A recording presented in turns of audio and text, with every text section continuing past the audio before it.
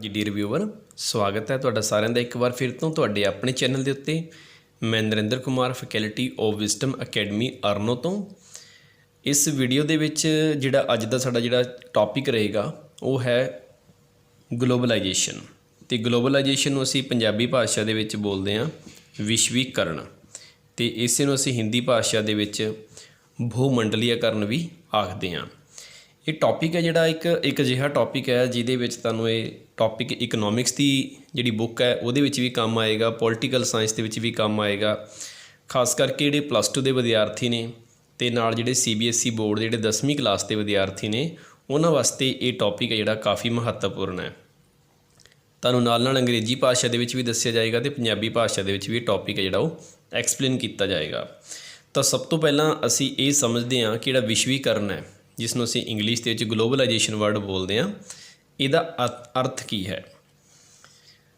ਕਿਸੇ ਵੀ ਦੇਸ਼ ਦਾ ਦੁਨੀਆ ਦੇ ਵੱਖ-ਵੱਖ ਦੇਸ਼ਾਂ ਦੇ ਨਾਲ ਆਯਾਤ ਵੀ ਹੁੰਦਾ ਹੈ, ਨਿਰਯਾਤ ਵੀ ਹੁੰਦਾ ਹੈ, ਜਿਸ ਨੂੰ ਅਸੀਂ ਇੰਪੋਰਟ ਅਤੇ ਐਕਸਪੋਰਟ ਬੋਲਦੇ ਹਾਂ।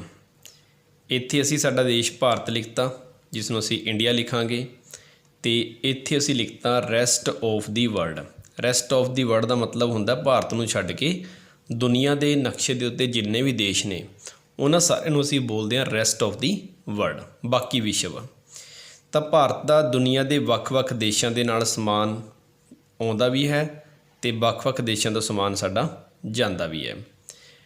ਔਰ ਇਹ ਜਿਹੜਾ ਵਪਾਰ ਹੈ ਇਹ ਹਮੇਸ਼ਾ ਚੱਲਦਾ ਰਹਿੰਦਾ ਹੈ, ਕਿਉਂਕਿ ਦੁਨੀਆ ਦਾ ਕੋਈ ਵੀ ਇੱਕ ਅਜਿਹਾ ਦੇਸ਼ ਨਹੀਂ ਹੈਗਾ ਜੋ ਆਪਣੇ ਆਪ ਦੇ ਵਿੱਚ ਇਹ ਆਖੇ ਕਿ ਮੇਰੇ ਕੋਲ ਸਾਰੇ ਸਾਧਨ ਮੌਜੂਦ ਹੈ ਅਤੇ ਮੇਰਾ ਹਰੇਕ ਦੇਸ਼ ਤੋਂ ਬਿਨਾਂ ਗੁਜ਼ਾਰਾ ਹੋ ਸਕਦਾ ਹੈ। ਤਾਂ ਅਜਿਹਾ ਨਹੀਂ ਹੈ, ਕਿਉਂਕਿ ਹਰੇਕ ਦੇਸ਼ ਦੀਆਂ ਜਿਹੜੀ ਭੂਗੋਲਿਕ ਸਥਿਤੀਆਂ ਨੇ ਅਤੇ ਜਿਹੜੀਆਂ ਆਰਥਿਕ ਸਥਿਤੀਆਂ ਨੇ ਜਾਂ ਰਾਜਨੀਤਿਕ ਸਥਿਤੀਆਂ ਨੇ ਉਹ ਅਲੱਗ-ਅਲੱਗ ਹੈ। ਅਤੇ ਭੂਗੋਲਿਕ ਸਥਿਤੀਆਂ ਖਾਸ ਕਰਕੇ ਮੈਟਰ ਕਰਦੀਆਂ ਨੇ, ਅਤੇ ਜਿਹਦੇ ਕਰਕੇ ਸਾਡੇ ਦੇਸ਼ ਦੇ ਲੋਕਾਂ ਦੀ ਜਿਹੜੀ ਡਿਮਾਂਡ ਹੈ ਉਹਨੂੰ ਅਸੀਂ ਪੂਰਾ ਨਹੀਂ ਕਰ ਸਕਦੇ। ਤਾਂ ਇਸ ਕਰਕੇ ਸਾਨੂੰ ਬਾਹਰਲੇ ਦੇਸ਼ਾਂ ਤੋਂ ਸਮਾਨ ਮੰਗਵਾਉਣਾ ਵੀ ਪੈਂਦਾ ਹੈ, ਅਤੇ ਜਿਹੜੀ ਚੀਜ਼ ਸਾਡੇ ਕੋਲ ਫਾਲਤੂ ਹੈ ਉਹ ਸਾਨੂੰ ਭੇਜਣੀ ਵੀ ਪੈਂਦੀ ਹੈ। ਹੁਣ ਅਸੀਂ ਜਦੋਂ ਭਾਰਤ ਤੋਂ ਕੋਈ ਚੀਜ਼ ਬਾਹਰਲੇ ਦੇਸ਼ 'ਚ ਭੇਜਾਂਗੇ ਤਾਂ ਇਸ ਨੂੰ ਅਸੀਂ ਬੋਲਦੇ ਹਾਂ ਨਿਰਯਾਤ, ਅਤੇ ਨਿਰਯਾਤ ਨੂੰ ਹੀ ਅਸੀਂ ਇੰਗਲਿਸ਼ ਦੇ ਵਿੱਚ ਬੋਲਦੇ ਹਾਂ ਐਕਸਪੋਰਟ। ਅਤੇ ਦੂਸਰਾ ਅਸੀਂ ਜਦੋਂ ਬਾਹਰਲੇ ਦੇਸ਼ ਤੋਂ ਕੋਈ ਵੀ ਚੀਜ਼ ਸਾਡੇ ਇੰਡੀਆ ਦੇ ਵਿੱਚ ਮੰਗਾਵਾਂਗੇ ਤਾਂ ਉਸ ਨੂੰ ਅਸੀਂ ਬੋਲਦੇ ਹਾਂ ਆਯਾਤ, ਅਤੇ ਇਸੇ ਨੂੰ ਅਸੀਂ ਬੋਲਦੇ ਹਾਂ ਇੰਪੋਰਟ। ਇੱਕ ਇੰਪੋਰਟ ਹੈ ਅਤੇ ਇੱਕ ਐਕਸਪੋਰਟ ਹੈ। ਇੰਪੋਰਟ ਨੂੰ ਅਸੀਂ M ਨਾਲ ਲਿਖਦੇ ਹਾਂ ਅਤੇ ਜਿਹੜਾ ਐਕਸਪੋਰਟ ਹੈ ਉਸ ਨੂੰ ਸ਼ਾਰਟ ਦੇ ਵਿੱਚ ਅਸੀਂ ਲਿਖਦੇ ਹਾਂ X ਨਾਲ। ਤਾਂ ਭਾਰਤ ਤੋਂ ਦੁਨੀਆ ਦੇ ਵੱਖ-ਵੱਖ ਦੇਸ਼ਾਂ ਦੇ ਵਿੱਚ ਜਿਹੜੀਆਂ ਵੀ ਚੀਜ਼ਾਂ ਆਉਂਦੀਆਂ ਨੇ ਜਾਂ ਜਾਂਦੀਆਂ ਨੇ ਉਹਨਾਂ ਨੂੰ ਅਸੀਂ ਬੋਲਦੇ ਹਾਂ ਆਰਥਿਕ ਲੈਣ ਦੇਣ। ਔਰ ਇਹ 'ਚ ਕਿਹੜੀਆਂ ਚੀਜ਼ਾਂ ਜਾਣਗੀਆਂ, ਇੱਕ ਤਾਂ ਇਹਦੇ ਵਿੱਚ ਜਾਂਦੀਆਂ ਨੇ ਵਸਤੂਆਂ, ਦੂਜਾ ਇਹਦੇ ਵਿੱਚ ਜਾਣਗੀਆਂ ਸੇਵਾਵਾਂ, ਔਰ ਵਸਤੂਆਂ ਨੂੰ ਹੀ ਅਸੀਂ ਬੋਲਦੇ ਹਾਂ ਦ੍ਰਿਸ਼ ਮਦਾਂ। ਔਰ ਦ੍ਰਿਸ਼ ਮਦਾਂ ਨੂੰ ਪੰਜਾਬੀ ਦੇ ਵਿੱਚ ਅਸੀਂ ਲਿਖਿਆ ਅਤੇ ਇਸੇ ਨੂੰ ਅੰਗਰੇਜ਼ੀ ਭਾਸ਼ਾ ਦੇ ਵਿੱਚ ਲਿਖਦੇ ਹਾਂ ਅਸੀਂ ਵਿਜ਼ੀਬਲ ਆਈਟਮਸ। ਔਰ ਸੇਵਾਵਾਂ ਨੂੰ ਬੋਲਦੇ ਹਾਂ ਅਸੀਂ ਅਦ੍ਰਿਸ਼ ਮਦਾਂ। ਅਦ੍ਰਿਸ਼ ਮਦਾਂ ਦਾ ਮਤਲਬ ਉਹ ਆਈਟਮਾਂ ਜਿਨ੍ਹਾਂ ਨੂੰ ਅਸੀਂ ਇੰਟਰਨੈਸ਼ਨਲ ਬਾਊਂਡਰੀ ਜਿਹੜੀ ਕ੍ਰੋਸ ਕਰਦੇ ਸਮੇਂ ਨਹੀਂ ਦੇਖ ਸਕਦੇ, ਅਤੇ ਇਸੇ ਨੂੰ ਅਸੀਂ ਅੰਗਰੇਜ਼ੀ ਭਾਸ਼ਾ ਦੇ ਵਿੱਚ ਬੋਲਦੇ ਹਾਂ ਇਨਵਿਜ਼ੀਬਲ ਆਈਟਮਸ। ਫਿਰ ਤੀਜੇ ਨੰਬਰ 'ਤੇ ਆਉਂਦੀਆਂ ਨੇ ਪੂੰਜੀਗਤ ਮਦਾਂ, ਅਤੇ ਇਸ ਨੂੰ ਅਸੀਂ ਪੰਜਾਬੀ ਭਾਸ਼ਾ ਦੇ ਵਿੱਚ ਬੋਲਦੇ ਹਾਂ, ਅਤੇ ਇੰਗਲਿਸ਼ ਦੇ ਵਿੱਚ ਅਸੀਂ ਲਿਖਾਂਗੇ ਇਹਨੂੰ ਕੈਪੀਟਲ ਐਸੈਟਸ। ਜਿਵੇਂ ਅਸੀਂ ਬਾਹਰਲੇ ਦੇਸ਼ ਤੋਂ ਮਸ਼ੀਨਾਂ ਮੰਗਵਾਉਂਦੇ ਹਾਂ, ਬਿਲਡਿੰਗ ਖਰੀਦਦੇ ਹਾਂ ਬਾਹਰਲੇ ਦੇਸ਼ਾਂ ਦੇ ਵਿੱਚ, ਜਾਂ ਕੋਈ ਲੈਂਡ ਖਰੀਦਦੇ ਹਾਂ, ਜ਼ਮੀਨਾਂ ਖਰੀਦਦੇ ਹਾਂ, ਤਾਂ ਉਹ ਸਾਡੀ ਕਿਹੜੀ ਆਈਟਮ ਹੁੰਦੀਆਂ ਨੇ ਕੈਪੀਟਲ ਐਸੈਟਸ। ਫਿਰ ਇੱਕ ਆਉਂਦੀਆਂ ਨੇ ਇਹਦੇ ਵਿੱਚ ਵਿੱਤੀਗਤ ਮਦਾਂ, ਜਾਂ ਇਕੱਲਾ ਅਸੀਂ ਇਹਨੂੰ ਲਿਖ ਸਕਦੇ ਹਾਂ ਵਿੱਤੀ ਮਦਾਂ, ਅਤੇ ਵਿੱਤੀ ਮਦਾਂ ਨੂੰ ਅਸੀਂ ਅੰਗਰੇਜ਼ੀ ਭਾਸ਼ਾ ਦੇ ਵਿੱਚ ਬੋਲਾਂਗੇ ਫਾਈਨੈਂਸ਼ੀਅਲ ਐਸੈਟਸ। ਜਿਹਦੇ ਵਿੱਚ ਅਸੀਂ ਕਿਸੇ ਬਾਹਰ ਦੀ ਕੰਪਨੀ ਦੇ ਕੋਈ ਸ਼ੇਅਰ ਖਰੀਦ ਲਏ, ਬੌਂਡ ਖਰੀਦ ਲਏ, ਠੀਕ ਹੈ, ਤਾਂ ਉਹਨਾਂ ਮਦਾਂ ਨੂੰ ਅਸੀਂ ਬੋਲਦੇ ਹਾਂ ਫਾਈਨੈਂਸ਼ੀਅਲ ਐਸੈਟਸ ਜਾਂ ਫਿਰ ਫਾਈਨੈਂਸ਼ੀਅਲ ਟ੍ਰਾਂਜੈਕਸ਼ਨ। ਤਾਂ ਕਿਸੇ ਵੀ ਕੰਟਰੀ ਦੀ ਦੁਨੀਆ ਦੇ ਵੱਖ-ਵੱਖ ਦੇਸ਼ਾਂ ਦੇ ਨਾਲ ਇਹਨਾਂ ਚੀਜ਼ਾਂ ਦਾ ਲੈਣ ਦੇਣ ਹੁੰਦਾ ਹੈ। ਔਰ ਇਹ ਲੈਣ ਦੇਣ ਦੇ ਉੱਤੇ ਕਿਸੇ ਪ੍ਰਕਾਰ ਦੀ ਅਗਰ ਪਾਬੰਦੀ ਨਾ ਹੋਵੇ ਕਿ ਇਹ ਚੀਜ਼ਾਂ ਇੱਕ ਦੇਸ਼ ਤੋਂ ਦੂਜੇ ਦੇਸ਼ ਦੇ ਵਿੱਚ ਬਿਨਾਂ ਕਿਸੇ ਰੋਕ ਟੋਕ ਤੋਂ ਜਾ ਸਕਣ ਅਤੇ ਬਿਨਾਂ ਰੋਕ ਟੋਕ ਤੋਂ ਬਾਹਰਲੇ ਦੇਸ਼ਾਂ ਤੋਂ ਸਾਡੇ ਦੇਸ਼ ਦੇ ਵਿੱਚ ਆ ਸਕਣ, ਤਾਂ ਇਸੇ ਨੂੰ ਅਸੀਂ ਬੋਲਦੇ ਹਾਂ ਵਿਸ਼ਵੀਕਰਨ। ਇਸ ਤੋਂ ਇਲਾਵਾ ਅਸੀਂ ਕੁਝ ਚੀਜ਼ਾਂ ਹੋਰ ਵੀ ਭੇਜ ਸਕਦੇ ਹਾਂ, ਜਿਵੇਂ ਇੱਕ ਦੇਸ਼ ਦੂਜੇ ਦੇਸ਼ ਨੂੰ ਟੈਕਨੋਲੋਜੀ ਭੇਜ ਸਕਦਾ ਹੈ, ਇੱਕ ਦੇਸ਼ ਦੂਸਰੇ ਦੇਸ਼ ਦੇ ਵਿੱਚ ਆਪਣੀ ਲੇਬਰ ਭੇਜ ਸਕਦਾ ਹੈ ਅਤੇ ਬਾਹਰੋਂ ਲੇਬਰ ਮੰਗਾ ਵੀ ਸਕਦਾ ਹੈ। ਤਾਂ ਜਦੋਂ ਕਿਸੇ ਵੀ ਦੇਸ਼ ਦਾ ਦੁਨੀਆ ਦੇ ਵੱਖ-ਵੱਖ ਦੇਸ਼ਾਂ ਦੇ ਨਾਲ ਬਿਨਾਂ ਕਿਸੇ ਰੋਕ ਟੋਕ ਤੋਂ ਇਹਨਾਂ ਚੀਜ਼ਾਂ ਦਾ ਆਦਾਨ ਪ੍ਰਦਾਨ ਹੋਵੇ, ਯਾਨੀ ਕਿ ਇੰਪੋਰਟ ਅਤੇ ਐਕਸਪੋਰਟ, ਉਹਦੇ ਉੱਤੇ ਕਿਸੇ ਪ੍ਰਕਾਰ ਦੀਆਂ ਵੀ ਪਾਬੰਦੀਆਂ ਨਾ ਲਗਾਈਆਂ ਜਾਣ, ਤਾਂ ਅਜਿਹੀ ਧਾਰਨਾ ਨੂੰ ਅਸੀਂ ਵਿਸ਼ਵੀਕਰਨ ਦਾ ਨਾਮ ਦਿੰਦੇ ਹਾਂ। ਹੁਣ ਅਸੀਂ ਸਮਝਦੇ ਹਾਂ ਕਿ ਜਿਹੜਾ ਵਿਸ਼ਵੀਕਰਨ ਸ਼ਬਦ ਹੈ ਇਹਦਾ ਅਸਲ ਦੇ ਵਿੱਚ ਅਰਥ ਕੀ ਹੈ। ਤਾਂ ਦੇਖੋ, ਮੈਂ ਇਹਦੇ 'ਚ ਪਰਿਭਾਸ਼ਾ ਤੁਹਾਨੂੰ ਪੰਜਾਬੀ ਭਾਸ਼ਾ 'ਚ ਵੀ ਲਿਖੀ ਹੈ ਅਤੇ ਅੰਗਰੇਜ਼ੀ ਭਾਸ਼ਾ ਦੇ ਵਿੱਚ ਵੀ ਲਿਖੀ ਹੈ। ਤਾਂ ਵਿਸ਼ਵੀਕਰਨ ਇੱਕ ਵਿਆਪਕ ਧਾਰਨਾ ਹੈ, ਮਤਲਬ ਇੱਕ ਬਰੋਡਰ ਕਨਸੈਪਟ ਹੈ, ਜਿਸ ਦੇ ਵਿੱਚ ਕਿਸੇ ਵੀ ਦੇਸ਼ ਦਾ ਦੂਜੇ ਦੇਸ਼ਾਂ ਦੇ ਨਾਲ, ਮਤਲਬ ਜਿਵੇਂ ਸਾਡਾ ਭਾਰਤ ਹੈ, ਉਸ ਦੇਸ਼ ਭਾਰਤ ਦਾ ਦੁਨੀਆ ਦੇ ਬਾਕੀ ਦੇਸ਼ਾਂ ਦੇ ਨਾਲ ਵਸਤੂਆਂ ਦਾ ਯਾਨੀ ਕਿ ਗੁਡਸ ਦਾ, ਸੇਵਾਵਾਂ ਸਰਵਿਸ ਦਾ, ਪੂੰਜੀ ਕੈਪੀਟਲ ਦਾ, ਮਾਨਵ ਪੂੰਜੀ ਯਾਨੀ ਕਿ ਹਿਊਮਨ, ਅਤੇ ਤਕਨੀਕ ਦਾ ਮਤਲਬ ਟੈਕਨੋਲੋਜੀ, ਕਿ ਜਦੋਂ ਕਿਸੇ ਵੀ ਦੇਸ਼ ਦਾ ਦੂਸਰੇ ਦੇਸ਼ਾਂ ਦੇ ਨਾਲ ਵਸਤੂਆਂ ਦਾ, ਸੇਵਾਵਾਂ ਦਾ, ਪੂੰਜੀ ਦਾ, ਮਾਨਵ ਪੂੰਜੀ ਦਾ ਅਤੇ ਤਕਨੀਕ ਦਾ ਬਿਨਾਂ ਕਿਸੇ ਰੋਕ ਟੋਕ ਤੋਂ ਵਹਾਵ ਹੁੰਦਾ ਹੈ। ਵਹਾਵ ਦਾ ਮਤਲਬ ਫਲੋ ਹੁੰਦਾ ਹੈ, ਕਿ ਜਦੋਂ ਕਿਸੇ ਵੀ ਕੰਟਰੀ ਦਾ ਦੁਨੀਆ ਦੇ ਵੱਖ-ਵੱਖ ਦੇਸ਼ਾਂ ਦੇ ਨਾਲ ਇਹਨਾਂ ਚੀਜ਼ਾਂ ਦਾ, ਜਿਹੜੀ ਕਿ ਸਾਡੇ ਕੋਲ ਸੇਵਾਵਾਂ ਨੇ, ਪੂੰਜੀ ਹੈ, ਵਸਤੂਆਂ ਨੇ, ਮਾਨਵ ਹੈ ਅਤੇ ਤਕਨੀਕ ਦਾ ਹੈ, ਇਹਦੇ ਉੱਤੇ ਬਿਨਾਂ ਕਿਸੇ ਰੋਕ ਟੋਕ ਤੋਂ ਚੀਜ਼ਾਂ ਆ ਰਹੀਆਂ ਨੇ ਅਤੇ ਦੂਜੇ ਦੇਸ਼ ਤੋਂ ਜਾ ਰਹੀਆਂ ਨੇ, ਉਸ ਚੀਜ਼ ਨੂੰ ਅਸੀਂ ਬੋਲਦੇ ਹਾਂ globalization. Globalization refer to a broader concept, ਕਿ ਗਲੋਬਲਾਈਜੇਸ਼ਨ ਇੱਕ ਬਰੋਡਰ ਕਨਸੈਪਟ ਹੈ ਜਿਹਦੇ ਵਿੱਚ ਫ੍ਰੀਲੀ ਫਲੋ ਦਾ ਮਤਲਬ ਬਿਨਾਂ ਕਿਸੇ ਰੋਕ ਟੋਕ ਤੋਂ, of trade goods, service, technology, human and capital without any barrier, ਬਿਨਾਂ ਕਿਸੇ ਰੋਕ ਟੋਕ ਤੋਂ ਜਾਂ ਬਿਨਾਂ ਕਿਸੇ ਪਾਬੰਦੀ ਤੋਂ ਇੱਕ ਕੰਟਰੀ ਦਾ ਦੁਨੀਆ ਦੇ ਬਾਕੀ ਦੇਸ਼ਾਂ ਦੇ ਨਾਲ, ਕਿਸੇ ਵੀ ਕੰਟਰੀ ਦਾ ਦੁਨੀਆ ਦੇ ਵੱਖ-ਵੱਖ ਦੇਸ਼ਾਂ ਦੇ ਨਾਲ ਜਦੋਂ ਇਹਨਾਂ ਸਾਰੀਆਂ ਚੀਜ਼ਾਂ ਦਾ ਬਿਨਾਂ ਕਿਸੇ ਰੋਕ ਟੋਕ ਤੋਂ ਜਾਂ ਬਿਨਾਂ ਕਿਸੇ ਪਾਬੰਦੀ ਤੋਂ ਆਸਾਨੀ ਨਾਲ ਚੀਜ਼ਾਂ ਉਹ ਆ ਰਹੀਆਂ ਨੇ ਅਤੇ ਬਾਹਰਲੇ ਦੇਸ਼ ਤੋਂ ਸਾਡੇ ਦੇਸ਼ ਤੋਂ ਜਾ ਰਹੀਆਂ ਨੇ, ਤਾਂ ਅਜਿਹੀ ਜਿਹੜੀ ਧਾਰਨਾ ਹੈ ਜਾਂ ਅਜਿਹੀ ਜਿਹੜੀ ਸੋਚ ਹੈ, ਉਸੇ ਨੂੰ ਅਸੀਂ ਬੋਲਦੇ ਹਾਂ ਵਿਸ਼ਵੀਕਰਨ, ਅਤੇ ਇਸ ਨੂੰ ਅਸੀਂ ਪੰਜਾਬੀ ਦੇ ਵਿੱਚ ਬੋਲਦੇ ਹਾਂ ਗਲੋਬਲਾਈਜੇਸ਼ਨ ਇੰਗਲਿਸ਼ ਦੇ ਵਿੱਚ, ਅਤੇ ਪੰਜਾਬੀ ਦੇ ਵਿੱਚ ਇਹਨੂੰ ਅਸੀਂ ਬੋਲਦੇ ਹਾਂ ਵਿਸ਼ਵੀਕਰਨ। ਤਾਂ ਇਹ ਪਰਿਭਾਸ਼ਾ ਤੁਸੀਂ ਆਪਣੀ ਕਾਪੀ ਦੇ ਉੱਤੇ ਲਿਖ ਸਕਦੇ ਹੋ। ਹੁਣ ਗੱਲ ਆਉਂਦੀ ਹੈ ਸਾਡੇ ਕੋਲ ਕਿ ਟ੍ਰੇਡ ਬੈਰੀਅਰ ਹੁੰਦੇ ਕੀ ਹੈ, ਜਿਸ ਨੂੰ ਅਸੀਂ ਪੰਜਾਬੀ ਦੇ ਵਿੱਚ ਬੋਲਦੇ ਹਾਂ ਵਪਾਰਕ ਰੋਕਾਂ, ਟ੍ਰੇਡ ਰਿਸਟ੍ਰਿਕਸ਼ਨਸ ਵੀ ਕਹਿ ਸਕਦੇ ਹਾਂ ਅਤੇ ਟ੍ਰੇਡ ਬੈਰੀਅਰਸ ਵੀ ਕਹਿ ਸਕਦੇ ਹਾਂ। ਇਹ ਲੱਗਦੇ ਕਿਸ ਤਰ੍ਹਾਂ, ਜਿਵੇਂ ਸਪੋਜ਼ ਕਰੋ ਕਿ ਇਹ ਸਾਡਾ ਦੇਸ਼ ਭਾਰਤ ਹੈ ਅਤੇ ਇਹ ਇੱਥੋਂ ਦੂਜੀ ਕੰਟਰੀ ਹੈਗੀ ਹੈ ਅਮਰੀਕਾ ਤੋਂ ਕੋਈ ਵੀ ਚੀਜ਼ ਜਦੋਂ ਭਾਰਤ ਦੇ ਵਿੱਚ ਐਂਟਰ ਕਰੇਗੀ ਤਾਂ ਉਸ ਸਮੇਂ ਇੰਟਰਨੈਸ਼ਨਲ ਬਾਉਂਡਰੀ ਦੇ ਉੱਤੇ ਸਰਕਾਰ ਦੇ ਦੁਆਰਾ ਟੈਕਸ ਲਗਾਇਆ ਜਾਂਦਾ ਹੈ, ਅਤੇ ਇਸ ਟੈਕਸ ਨੂੰ ਬੋਲਦੇ ਹਾਂ ਅਸੀਂ ਕਸਟਮ ਡਿਊਟੀ। ਤਾਂ ਜਿਵੇਂ ਹੀ ਅਮਰੀਕਾ ਤੋਂ ਇਹ ਚੀਜ਼ ਭਾਰਤ ਦੇ ਵਿੱਚ ਆਏਗੀ ਤਾਂ ਇਸ ਚੀਜ਼ ਦੇ ਉੱਤੇ ਭਾਰਤ ਦੀ ਸਰਕਾਰ ਟੈਕਸ ਲਾਉਂਦੀ ਹੈ। ਜੇ ਭਾਰਤ ਦੀ ਸਰਕਾਰ ਚਾਹੇ ਕਿ ਅਮਰੀਕਾ ਤੋਂ ਕੋਈ ਚੀਜ਼ ਭਾਰਤ ਦੇ ਵਿੱਚ ਨਹੀਂ ਵਿਕਣੀ ਚਾਹੀਦੀ ਤਾਂ ਸਰਕਾਰ ਟੈਕਸ ਵੱਧ ਲਾ ਦਿੰਦੀ ਹੈ। ਤਾਂ ਜਿਵੇਂ ਹੀ ਟੈਕਸ ਜ਼ਿਆਦਾ ਲਾਏਗੀ ਤਾਂ ਇਹਦੇ ਨਾਲ ਜਿਹੜੀ ਵਸਤੂ ਹੈ ਉਹਦਾ MRP ਰੇਟ ਹੈ, ਜਿਹੜਾ ਮੁੱਲ ਹੈ ਉਹ ਵੱਧ ਜਾਏਗਾ, ਔਰ ਜਿਵੇਂ ਹੀ ਮੁੱਲ ਵੱਧ ਜਾਏਗਾ ਤਾਂ ਜਿਹੜੇ ਭਾਰਤ ਦੇ ਲੋਕ ਨੇ ਉਸ ਵਸਤੂ ਦੀ ਜਿਹੜੀ ਮੰਗ ਹੈ, ਜੋ ਡਿਮਾਂਡ ਹੈ, ਉਸ ਨੂੰ ਘੱਟ ਕਰ ਦੇਣਗੇ। ਤਾਂ ਜਿਹਦੇ ਨਾਲ ਭਾਰਤ ਦੇ ਵਿੱਚ ਇਸ ਚੀਜ਼ ਦਾ ਫਲੋ ਕੀ ਹੋ ਗਿਆ, ਰੁਕ ਗਿਆ, ਕਿਉਂਕਿ ਜਿੰਨਾ ਫਲੋ ਪਹਿਲਾਂ ਹੋ ਰਿਹਾ ਸੀ ਹੁਣ ਓਨਾ ਨਹੀਂ ਹੋਏਗਾ, ਕਿਉਂਕਿ ਜਿਵੇਂ ਹੀ ਸਰਕਾਰ ਟੈਕਸ ਵਧਾਏਗੀ, ਟੈਕਸ ਵਧਦਿਆਂ ਸਾਰ ਹੀ ਇਹਦਾ MRP ਵਧੇਗਾ, ਅਤੇ MRP ਵਧਦਿਆਂ ਸਾਰ ਹੀ ਇਸ ਚੀਜ਼ ਦੀ ਮੰਗ ਹੈ ਜਿਹੜੀ ਅਮਰੀਕਾ ਤੋਂ ਭਾਰਤ ਦੇ ਵਿੱਚ ਆ ਰਹੀ ਹੈ ਉਹਦੀ ਮੰਗ ਘਟ ਜਾਂਦੀ ਹੈ, ਔਰ ਮੰਗ ਘਟੇਗੀ ਤਾਂ ਇਹਦਾ ਮਤਲਬ ਭਾਰਤ ਸਰਕਾਰ ਨੇ ਵਪਾਰ ਦੇ ਉੱਤੇ ਕੀ ਲਗਾਉਣਾ ਚਾਹ ਰਹੀ ਹੈ, ਉਹ ਰੋਕ ਲਗਾਉਣਾ ਚਾਹ ਰਹੀ ਹੈ, ਅਤੇ ਇਸੇ ਸੰਕਲਪ ਨੂੰ ਜਾਂ ਇਸੇ ਧਾਰਨਾ ਨੂੰ ਅਸੀਂ ਬੋਲਦੇ ਹਾਂ ਟ੍ਰੇਡ ਬੈਰੀਅਰ। ਹੁਣ ਜਦੋਂ ਭਾਰਤ ਨੇ ਟੈਕਸ ਵੱਧ ਲਾਤਾ ਤਾਂ ਜੇ ਭਾਰਤ ਆਪਣੀ ਚੀਜ਼ ਦੂਜੇ ਦੇਸ਼ 'ਚ ਵੇਚਣਾ ਚਾਹੇਗਾ ਤਾਂ ਉਹ ਵੀ ਇਹਦੇ ਉੱਤੇ ਟੈਕਸ ਕੀ ਲਾ ਦੇਗਾ, ਵੱਧ ਲਗਾ ਦੇਗਾ। ਤਾਂ ਜਿਵੇਂ ਹੀ ਟੈਕਸ ਵੱਧ ਲਾਏਗਾ ਤਾਂ ਭਾਰਤ ਦੀ ਚੀਜ਼ ਅਮਰੀਕਾ 'ਚ ਨਹੀਂ ਵਿਕੇਗੀ, ਤਾਂ ਦੋਨਾਂ ਦੇਸ਼ਾਂ ਦੇ ਵਿਚਕਾਰ ਜਿਹੜਾ ਵਪਾਰ ਹੈ ਉਹਦੇ ਵਿੱਚ ਕਿਤੇ ਨਾ ਕਿਤੇ ਰੁਕਾਵਟ ਆ ਜਾਏਗੀ, ਔਰ ਹੌਲੀ ਹੌਲੀ ਜਿਹੜਾ ਵਪਾਰ ਉਹ ਬੰਦ ਹੋ ਜਾਏਗਾ, ਕਿਉਂਕਿ ਜੇ ਉਹ ਅਮਰੀਕਾ ਦਾ ਸਮਾਨ ਭਾਰਤ 'ਚ ਨਹੀਂ ਵਿਕਣ ਦੇਣਗੇ ਤਾਂ ਭਾਰਤ ਦਾ ਸਮਾਨ ਵੀ ਅਮਰੀਕਾ ਦੇ ਵਿੱਚ ਨਹੀਂ ਵਿਕੇਗਾ, ਔਰ ਦੋਨੋਂ ਦੇਸ਼ਾਂ ਦੇ ਜਿਹੜਾ ਵਪਾਰ ਹੈ ਉਹ ਰੁਕ ਜਾਏਗਾ, ਔਰ ਟ੍ਰੇਡ ਦੇ ਕੀ ਹੋ ਜਾਏਗਾ, ਬੈਰੀਅਰ, ਰੋਕ ਲੱਗ ਜਾਏਗੀ।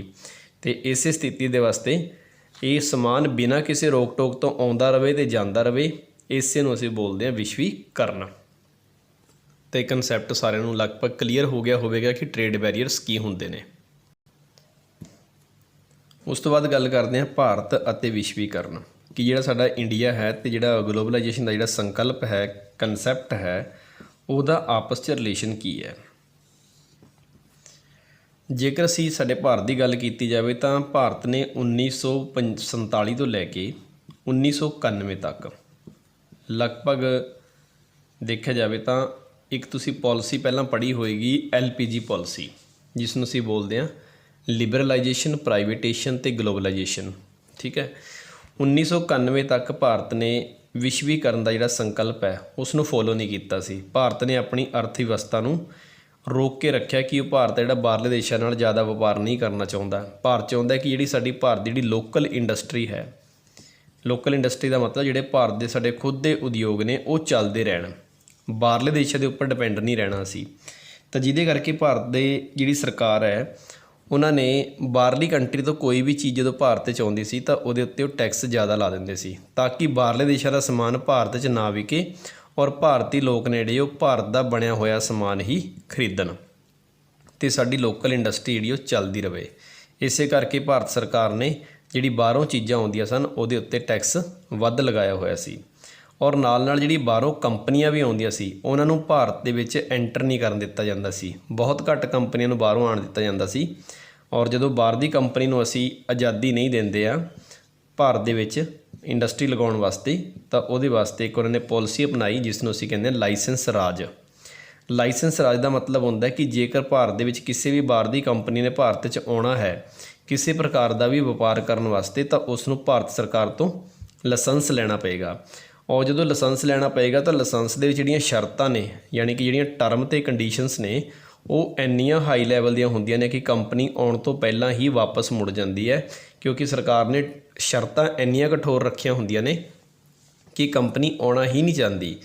ਅਤੇ ਇਸੇ ਕਰਕੇ ਭਾਰਤ ਸਰਕਾਰ ਨੇ ਪਾਲਿਸੀ ਅਪਣਾਈ ਸੀ ਲਾਇਸੈਂਸ ਰਾਜ, ਤਾਂ ਕਿ ਬਾਹਰ ਦੀ ਕੰਪਨੀ ਭਾਰਤ ਦੇ ਵਿੱਚ ਆਵੇ ਨਾ, ਔਰ ਜੇ ਸਮਾਨ ਬਾਹਰੋਂ ਆ ਵੀ ਰਿਹਾ ਤਾਂ ਉਹਦੇ ਉੱਤੇ ਇੰਨਾ ਟੈਕਸ ਜ਼ਿਆਦਾ ਲਾ ਦਿਓ ਕਿ ਉਹ ਸਮਾਨ ਭਾਰਤ 'ਚ ਵਿਕੇ ਨਾ, ਔਰ ਭਾਰਤ ਦੇ ਲੋਕਾਂ ਨੂੰ ਮਜਬੂਰ ਹੋ ਕੇ ਭਾਰਤ ਦੀ ਕੰਪਨੀਆਂ ਦਾ ਸਮਾਨ ਹੀ ਖਰੀਦਣਾ ਪਵੇ।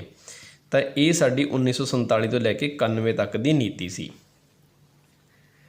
ਇੱਕ ਨਾਲ ਇਹਦੇ ਵਿੱਚ ਸਰਕਾਰ ਨੇ ਇਹ ਵੀ ਕੀਤਾ ਹੋਇਆ ਸੀ ਕਿ ਜਿਹੜੀਆਂ ਜ਼ਿਆਦਾ ਕਰਕੇ ਉਸ ਭਾਰਤ ਦੇ ਵਿੱਚ ਆਪਣੀਆਂ ਕੰਪਨੀਆਂ ਸਨ ਉਹ ਪਬਲਿਕ ਸੈਕਟਰ ਦੀਆਂ ਸਨ। ਪਬਲਿਕ ਸੈਕਟਰ ਨੂੰ ਅਸੀਂ ਪੰਜਾਬੀ ਦੇ ਵਿੱਚ ਬੋਲਦੇ ਹਾਂ ਸਰਵਜਨਕ ਖੇਤਰ। ਔਰ ਜਿੰਨੀਆਂ ਵੀ ਭਾਰਤ ਦੀਆਂ ਵੱਡੀਆਂ ਵੱਡੀਆਂ ਕੰਪਨੀਆਂ ਸਨ ਉਹ ਸਾਰੀਆਂ ਸਰਕਾਰ ਨੇ ਆਪਦੇ ਅੰਡਰ ਰੱਖੀਆਂ, ਕਿਸੇ ਪ੍ਰਾਈਵੇਟ ਕੰਪਨੀ ਨੂੰ ਅਲਾਊਡ ਨਹੀਂ ਕੀਤਾ। ਛੋਟੀ ਮੋਟੀਆਂ ਕੰਪਨੀਆਂ ਅਲਾਊਡ ਕੀਤੀਆਂ ਸੀ ਜਿਹਦੇ ਵਿੱਚ ਇੰਨਾ ਕੋਈ ਮੁਨਾਫੇ ਵਾਲੀ ਗੱਲ ਨਹੀਂ ਸੀ। ਵੱਡੀਆਂ ਵੱਡੀਆਂ ਕੰਪਨੀਆਂ ਜਿੰਨੀਆਂ ਵੀ ਹੈਗੀਆਂ ਸੀ ਉਹ ਭਾਰਤ ਸਰਕਾਰ ਨੇ ਆਪਦੇ ਅੰਡਰ ਰੱਖੀਆਂ, ਅਤੇ ਉਹਦੇ ਵਾਸਤੇ ਇੱਕ ਪਾਲਿਸੀ ਬਣਾਈ ਸੀ 1956 ਦੇ ਵਿੱਚ, ਜਿਹਨੂੰ ਅਸੀਂ ਬੋਲਦੇ ਹਾਂ IPR ਪਾਲਿਸੀ, ਇੰਡਸਟਰੀਅਲ ਪਾਲਿਸੀ ਰੀਸੋਲਿਊਸ਼ਨ। ਇਹਦੇ ਵਿੱਚ ਭਾਰਤ ਸਰਕਾਰ ਨੇ ਲਗਭਗ ਇੰਡੀਆ ਦੀ ਜਿਹੜੀਆਂ ਵੱਡੀਆਂ 17 ਕੰਪਨੀਆਂ ਨੇ ਜਿਨ੍ਹਾਂ ਦੇ ਵਿੱਚ ਬਹੁਤ ਵੱਡੇ ਲੈਵਲ 'ਤੇ ਪੈਸਾ ਨਿਵੇਸ਼ ਕੀਤਾ ਜਾਂਦਾ ਹੈ, ਉਹ ਭਾਰਤ ਸਰਕਾਰ ਨੇ ਆਪਦੇ ਅੰਡਰ ਰੱਖ ਲਈਆਂ। ਉਹਦੇ ਵਿੱਚ ਕੋਈ ਵੀ ਪ੍ਰਾਈਵੇਟ ਬੰਦਾ ਕਿਸੇ ਪ੍ਰਕਾਰ ਦੀ ਇਨਵੈਸਟਮੈਂਟ ਨਹੀਂ ਕਰ ਸਕਦਾ, ਨਿਵੇਸ਼ ਨਹੀਂ ਕਰ ਸਕਦਾ। ਔਰ ਇਹਨਾਂ ਤਿੰਨਾਂ ਚੀਜ਼ਾਂ ਨੂੰ ਭਾਰਤ ਸਰਕਾਰ ਨੇ ਫਿਰ 1991 ਤੋਂ ਬਾਅਦ ਹਟਾਤਾ।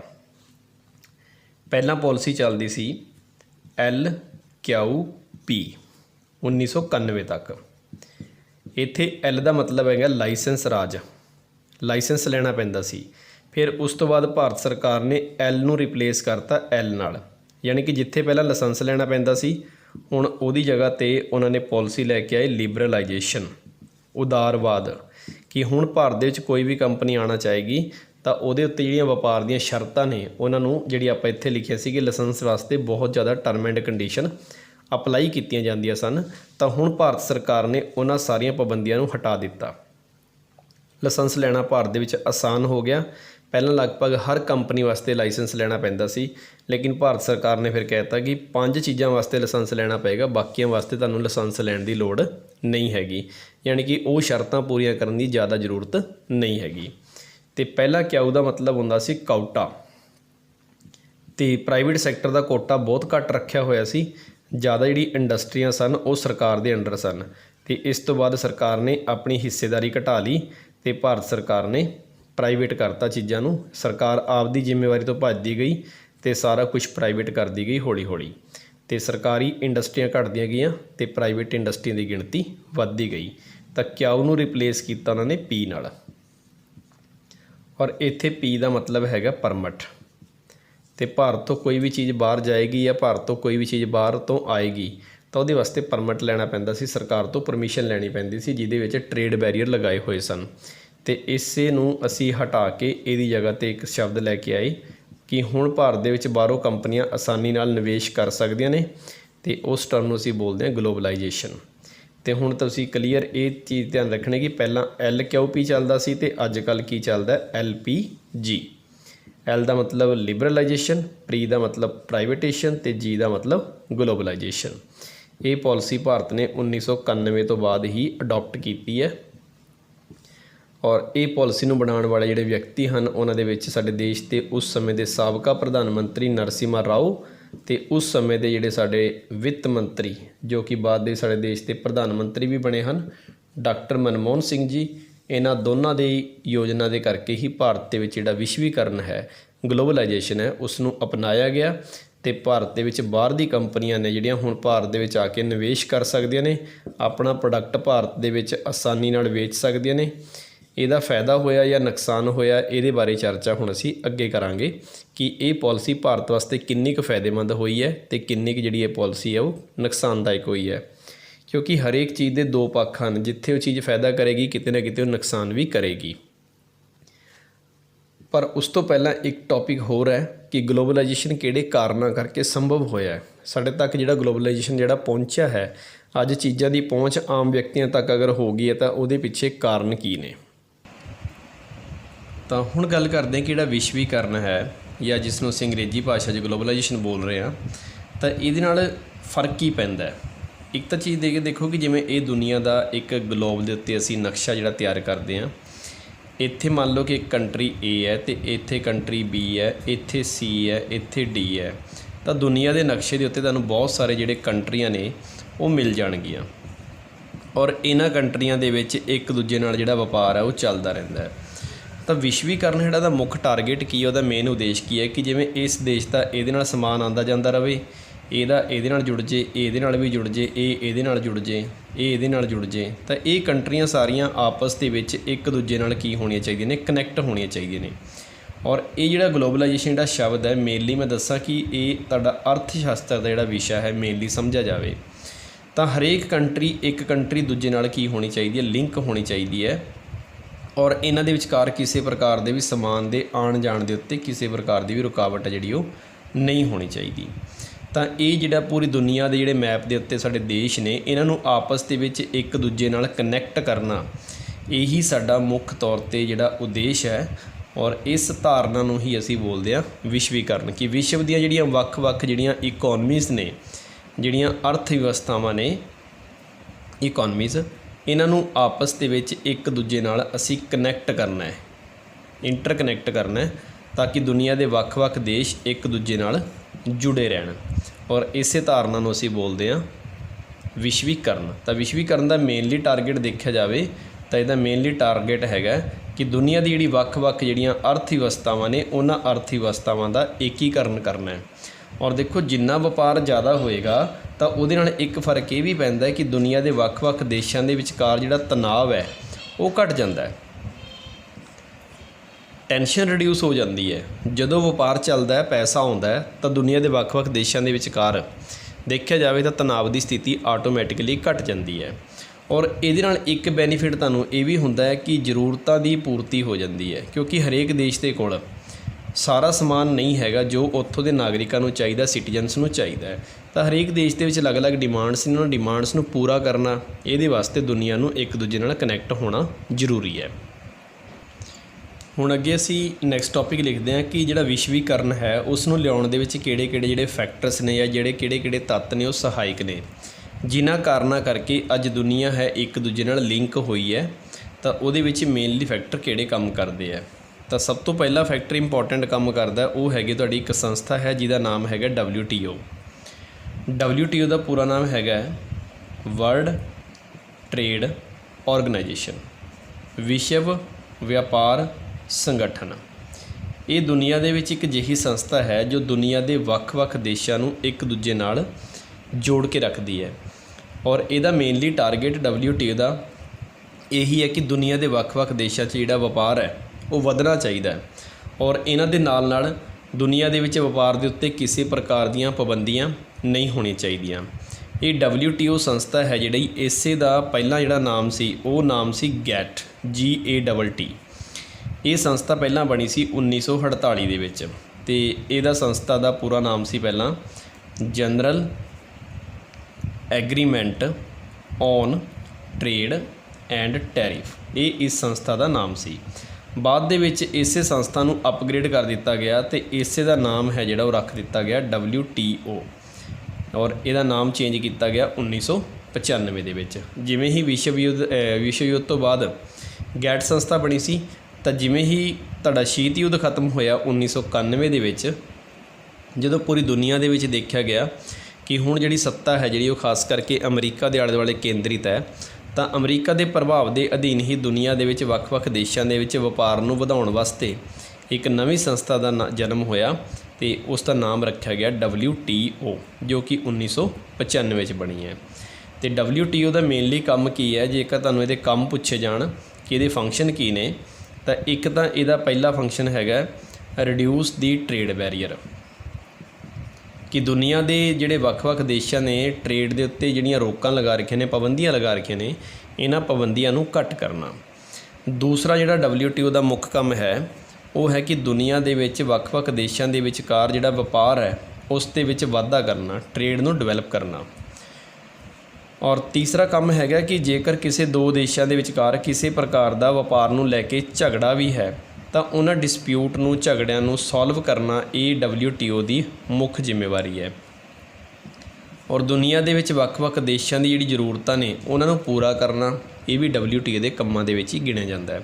ਤਾਂ ਮੇਨਲੀ ਇਹਨਾਂ 4 ਕੰਮਾਂ ਵਾਸਤੇ ਜਿਹੜੀ WTO ਆ ਸੰਸਥਾ ਜਿਹੜੀ ਉਹ ਬਣਾਈ ਗਈ ਹੈ। ਪਰ WTO ਦੀ ਕੁਝ ਲੋਕ ਆਲੋਚਨਾ ਵੀ ਕਰਦੇ ਆ, ਕੁਝ ਜਿਹੜੇ ਵਿਚਾਰਕ ਨੇ ਉਹ ਇਹਦਾ ਕ੍ਰਿਟਿਸਿਜ਼ਮ ਵੀ ਕਰਦੇ ਆ। ਕ੍ਰਿਟਿਸਿਜ਼ਮ ਦਾ ਮਤਲਬ ਹੁੰਦਾ ਹੈ ਕਿਸੇ ਵੀ ਚੀਜ਼ ਦੇ ਵਿੱਚ ਕਮੀਆਂ ਕੱਢਣਾ, ਆਲੋਚਨਾ ਕਰਨਾ। ਆਲੋਚਨਾ ਇਸ ਕਰਕੇ ਕੀਤੀ ਜਾਂਦੀ ਹੈ ਕਿਉਂਕਿ ਜਿਹੜੇ ਆਲੋਚਕ ਨੇ ਉਹ ਇਹ ਗੱਲ ਆਖਦੇ ਨੇ ਕਿ WTO ਜਿਹੜੀ ਖਾਸ ਕਰਕੇ ਡਿਵੈਲਪਡ ਕੰਟਰੀਆਂ ਨੇ, ਡਿਵੈਲਪਡ ਕੰਟਰੀਆਂ ਜਿਹੜੀਆਂ ਸਾਡੀਆਂ, ਕਿ ਐਗਜ਼ਾਮਪਲ ਦੇ ਤੌਰ 'ਤੇ ਅਸੀਂ ਆਖੀਏ USA ਹੈ, ਤਾਂ ਜਿਹੜੀ ਯੂਰਪੀਅਨ ਕੰਟਰੀਆਂ ਨੇ ਜਿੰਨੀਆਂ, ਖਾਸ ਕਰਕੇ ਇੰਗਲੈਂਡ ਹੈ, ਫਰਾਂਸ ਹੈ, ਇਹਨਾਂ ਨੂੰ ਅਸੀਂ ਡਿਵੈਲਪਡ ਕੰਟਰੀਆਂ ਦਾ ਨਾਮ ਦਿੰਦੇ ਹਾਂ।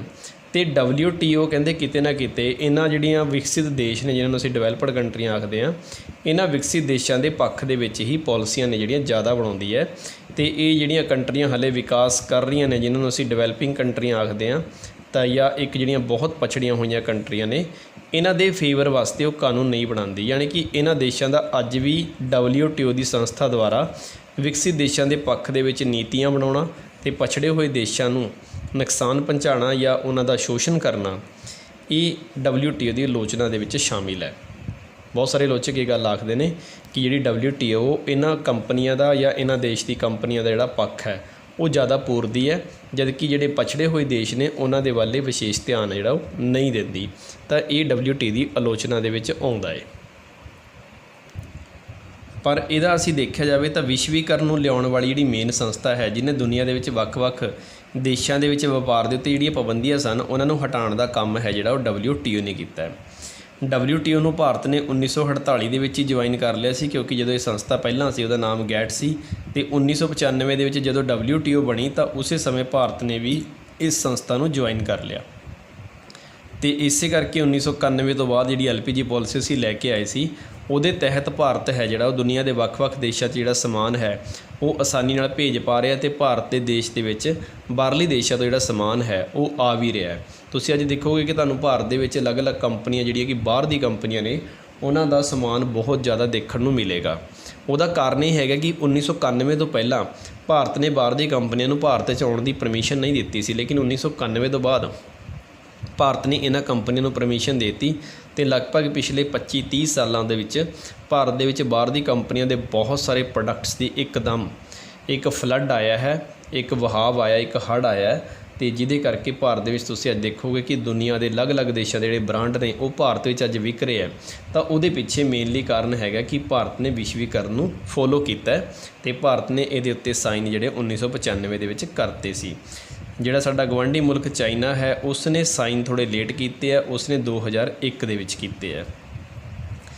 ਪਰ ਹੁਣ WTO ਦੇ ਹੋਣ ਕਰਕੇ ਹੀ ਅਸੀਂ ਦੁਨੀਆ ਦੇ ਵੱਖ-ਵੱਖ ਦੇਸ਼ਾਂ ਤੋਂ ਸਮਾਨ ਦੇ ਉੱਤੇ ਆਉਣ ਜਾਣ ਦੇ ਉੱਤੇ ਕੋਈ ਰੋਕ ਜਿਹੜੀ ਨਹੀਂ ਲਗਾ ਸਕਦੇ। ਅਗਰ ਸਾਡਾ ਕਿਸੇ ਪ੍ਰਕਾਰ ਦਾ ਵਿਵਾਦ ਹੈ ਕਿਸੇ ਦੇਸ਼ ਨਾਲ ਤਾਂ ਉਸ ਨੂੰ ਫਿਰ ਵੀ ਇਹ ਸੰਸਥਾ ਜਿਹੜੀ WTO ਹੈ ਉਹ ਹੱਲ ਕਰਨ ਦੀ ਕੋਸ਼ਿਸ਼ ਕਰਦੀ ਹੈ। ਤਾਂ ਪਹਿਲਾ ਪੁਆਇੰਟ ਤੁਸੀਂ ਇਹਦੇ ਵਿੱਚ ਲਿਖੋਗੇ ਕਿ ਸਭ ਤੋਂ ਇੰਪੋਰਟੈਂਟ ਰੋਲ ਰਿਹਾ WTO ਦਾ। ਦੂਜਾ ਰੋਲ ਹੈਗਾ ਲੀਡਰਸ਼ਿਪ। WTO ਨੂੰ ਅਪਣਾਉਣ ਦੇ ਵਿੱਚ ਕਿਤੇ ਨਾ ਜਿਹੜੀ ਲੀਡਰਸ਼ਿਪ ਹੈ ਉਹ ਵੀ ਕੰਮ ਕਰਦੀ ਹੈ। ਲੀਡਰਸ਼ਿਪ ਦਾ ਮਤਲਬ ਹੁੰਦਾ ਕਿ ਜਿਹੜੇ ਦੇਸ਼ ਦੇ ਮੁਖੀਆ ਨੇ, ਜਿਹੜੇ ਦੇਸ਼ ਨੂੰ ਚਲਾਉਣ ਵਾਲੇ ਨੇ, ਉਹਨਾਂ ਦੀ ਜਿਹੜੀ ਆਈਡੀਓਲੋਜੀ ਹੈ, ਜਿਹੜੀ ਉਹਨਾਂ ਦੀ ਜਿਹੜੀ ਸੋਚ ਹੈ ਉਹ ਵੀ ਕਿਤੇ ਨਾ ਕਿਤੇ ਮੈਟਰ ਕਰਦੀ ਹੈ।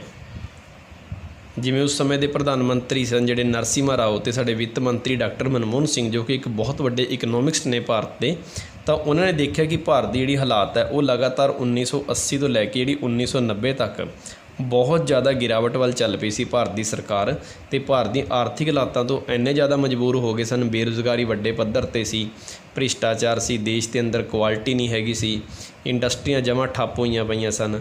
ਤਾਂ ਇਹਨਾਂ ਸਾਰੇ ਕਾਰਨਾਂ ਨੂੰ ਦੇਖਦੇ ਹੋਇਆਂ ਹੀ ਜਿਹੜੇ ਡਾਕਟਰ ਮਨਮੋਹਨ ਸਿੰਘ ਜੀ ਨੇ, ਤਾਂ ਉਹਨਾਂ ਨੇ ਇਹ ਫੈਸਲਾ ਕੀਤਾ ਕਿ ਹੁਣ ਸਮਾਂ ਆ ਚੁੱਕਿਆ ਕਿ ਭਾਰਤ ਦੀ ਜਿਹੜੀ ਅਰਥ ਵਿਵਸਥਾ ਹੈ, ਜਿਹੜੀ ਇਕੋਨਮੀ ਹੈ, ਉਸ ਨੂੰ ਖੋਲ੍ਹਿਆ ਜਾਵੇ। ਅਤੇ ਇਸੇ ਕਰਕੇ ਉੱਥੇ ਕਿਤੇ ਨਾ ਕਿਤੇ ਰੋਲ ਹੈ ਜਿਹੜਾ ਲੀਡਰਸ਼ਿਪ ਦਾ ਵੀ ਰਹਿੰਦਾ ਹੈ। ਜੇਕਰ ਦੋ ਦੇਸ਼ਾਂ ਦੇ ਲੀਡਰਾਂ ਦੀ ਸੋਚ ਆਪਸ 'ਚ ਵਧੀਆ ਹੋਵੇ ਤਾਂ ਉਹਦੇ ਨਾਲ ਦੇਸ਼ਾਂ ਦੇ ਵਿੱਚ ਜਿਹੜਾ ਵਪਾਰ ਹੈ ਉਹ ਚੱਲਦਾ ਰਹਿੰਦਾ ਹੈ। ਲੜਾਈ ਦੇ ਵਿੱਚ ਕੁਝ ਨਹੀਂ ਪਿਆ ਹੈਗਾ। ਇਹ ਗੱਲ ਜਦੋਂ ਕਿਸੇ ਲੀਡਰ ਨੂੰ ਸਮਝ ਆ ਜਾਂਦੀ ਹੈ ਤਾਂ ਉਹਦੇ ਨਾਲ ਜਿਹੜਾ ਵਪਾਰ ਹੈ ਉਹ ਵਧਣਾ ਸ਼ੁਰੂ ਹੋ ਜਾਂਦਾ ਹੈ। ਅਤੇ ਇਹਦੇ ਨਾਲ ਫਿਰ ਬਿਨਾਂ ਕਿਸੇ ਰੋਕ ਟੋਕ ਤੋਂ ਵਸਤੂਆਂ ਅਤੇ ਸੇਵਾਵਾਂ ਦਾ ਆਦਾਨ ਪ੍ਰਦਾਨ ਹੁੰਦਾ ਰਹਿੰਦਾ ਹੈ। ਤੁਸੀਂ ਦੇਖੋਗੇ ਕਿ ਕਈ ਵਾਰ ਕਈ ਦੇਸ਼ਾਂ ਦੇ ਵਿੱਚ ਲੀਡਰਸ਼ਿਪ ਇਹੋ ਜਿਹੀ ਹੁੰਦੀ ਹੈ ਕਿ ਉਹਨਾਂ ਲੀਡਰਾਂ ਨੂੰ ਜਾਂ ਉਹਨਾਂ ਦੇਸ਼ ਦੇ ਮੁਖੀਆਂ ਨੂੰ ਦੂਜੇ ਦੇਸ਼ ਦੇ ਜਿਹੜੇ ਲੀਡਰ ਨੇ ਉਹ ਪਸੰਦ ਨਹੀਂ ਕਰਦੇ। ਤਾਂ ਇਸੇ ਕਰਕੇ ਵੀਜ਼ਾ ਦੇ ਉੱਤੇ ਕਈ ਵਾਰ ਬੈਨ ਲੱਗ ਜਾਂਦਾ ਹੈ। ਉਸ ਦੇਸ਼ ਵਾਸਤੇ ਸਪੈਸ਼ਲ ਕਰਕੇ ਟਰਮ ਐਂਡ ਕੰਡੀਸ਼ਨ ਇੰਨੀਆਂ ਹਾਈ ਲੱਗ ਜਾਂਦੀਆਂ ਨੇ ਕਿ ਉਹਨਾਂ ਦੇਸ਼ਾਂ ਨੂੰ ਵੀਜ਼ਾ ਨਹੀਂ ਮਿਲਦਾ ਹੈਗਾ। ਤਾਂ ਇਹ ਕਿਤੇ ਨਾ ਕਿਤੇ ਕਾਰਨ ਹੈ ਇੱਕ ਲੀਡਰਸ਼ਿਪ ਦਾ, ਜਿਹਦੇ ਕਰਕੇ ਮਨ ਪੂੰਜੀ ਹੈ ਜਿਹੜੀ ਉਹਦਾ ਮਾਈਗ੍ਰੇਸ਼ਨ ਨਹੀਂ ਹੁੰਦਾ। ਇਸ ਤੋਂ ਬਾਅਦ ਤੀਜਾ ਰੋਲ ਜਿਹੜਾ ਵਿਸ਼ਵੀਕਰਨ ਦੇ ਵਿੱਚ ਹੈਗਾ, ਉਹ ਸਭ ਤੋਂ ਵੱਡਾ ਰੋਲ ਪਲੇ ਕੀਤਾ ਉਸ ਟੈਕਨੋਲੋਜੀ ਨੇ। ਹੁਣ ਟੈਕਨੋਲੋਜੀ ਕਿਵੇਂ ਕਾਰਗਰ ਸਿੱਧ ਹੁੰਦੀ ਹੈ? ਟੈਕਨੋਲੋਜੀ ਆਉਣ ਦੇ ਕਰਕੇ ਜਿਹੜਾ ਅੱਜ ਸਾਡਾ ਐਕਸਪੋਰਟ ਹੈ, ਚਾਹੇ ਉਹ ਗੁਡਸ ਦਾ ਅਤੇ ਚਾਹੇ ਉਹ ਸਰਵਿਸ ਦਾ, ਤਾਂ ਜਿਹੜਾ ਵਸਤੂਆਂ ਦਾ ਐਕਸਪੋਰਟ ਹੈ ਉਹ ਅੱਜ ਟੈਕਨੋਲੋਜੀ ਦੇ ਕਰਕੇ ਬਹੁਤ ਸੌਖਾ ਹੋ ਗਿਆ। ਸਾਡੇ ਕੋਲ ਇੰਨੀ ਹਾਈ ਲੈਵਲ ਦੀ ਟੈਕਨੋਲੋਜੀ ਦੀ ਜਿਹੜੀਆਂ ਮਸ਼ੀਨਾਂ ਨੇ, ਬੋਟਸ ਨੇ, ਜਾਂ ਆਵਾਜਾਈ ਦੇ ਜਿਹੜੇ ਸਾਧਨ ਨੇ, ਉਹ ਅੱਜ ਟੈਕਨੋਲੋਜੀ ਕਰਕੇ ਇੰਨੇ ਐਡਵਾਂਸ ਹੋ ਚੁੱਕੇ ਆ ਕਿ ਇੱਕ ਦੇਸ਼ ਤੋਂ ਦੂਜੇ ਦੇਸ਼ ਦੇ ਵਿੱਚ ਸਮਾਨ ਪਹੁੰਚਾਉਣਾ ਬਹੁਤ ਆਸਾਨ ਹੋ ਗਿਆ। ਜਿਹੜਾ ਸਮਾਂ ਪਹਿਲਾਂ ਮਹੀਨਾ ਲੱਗ ਜਾਂਦਾ ਸੀ ਸਮਾਨ ਭੇਜਣ ਦੇ ਵਿੱਚ, ਅੱਜ ਤੁਸੀਂ ਉਸੇ ਸਮਾਨ ਨੂੰ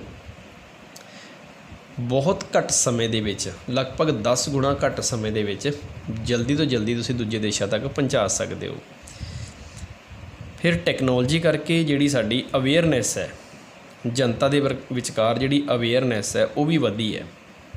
ਤੁਸੀਂ ਅੱਜ ਦੇਖੋਗੇ ਕਿ ਇੰਟਰਨੈਟ 'ਤੇ ਤੁਸੀਂ ਬੈਠਿਆਂ ਘਰੇ ਹਰ ਇੱਕ ਚੀਜ਼ ਦੀ ਜਿਹੜੀ ਜਾਣਕਾਰੀ ਉਹ ਹਾਸਲ ਕਰ ਸਕਦੇ ਹੋ ਕਿ ਪਾਕਿਸਤਾਨ ਦੇ ਵਿੱਚ ਕਿਸੇ ਚੀਜ਼ ਦਾ ਰੇਟ ਕੀ ਚੱਲ ਰਿਹਾ ਹੈ, ਪੈਟਰੋਲ ਦਾ ਰੇਟ ਈਰਾਨ ਦੇ ਵਿੱਚ ਕਿੰਨਾ ਚੱਲ ਰਿਹਾ ਹੈ, USA ਦੇ ਵਿੱਚ ਕਿਸੇ ਪ੍ਰੋਡਕਟ ਦਾ ਰੇਟ ਕੀ ਹੈ ਅਤੇ ਸਾਡੇ ਭਾਰਤ ਦੇ ਵਿੱਚ ਕੀ ਹੈ। ਤਾਂ ਦੁਨੀਆ ਹੁਣ ਚੀਜ਼ਾਂ ਨੂੰ ਕੰਪੇਅਰ ਕਰਨ ਲੱਗ ਗਈ, ਔਰ ਉਹ ਸਿਰਫ ਕਿਹਦੇ ਕਰਕੇ ਕਰਨ ਲੱਗ ਗਈ?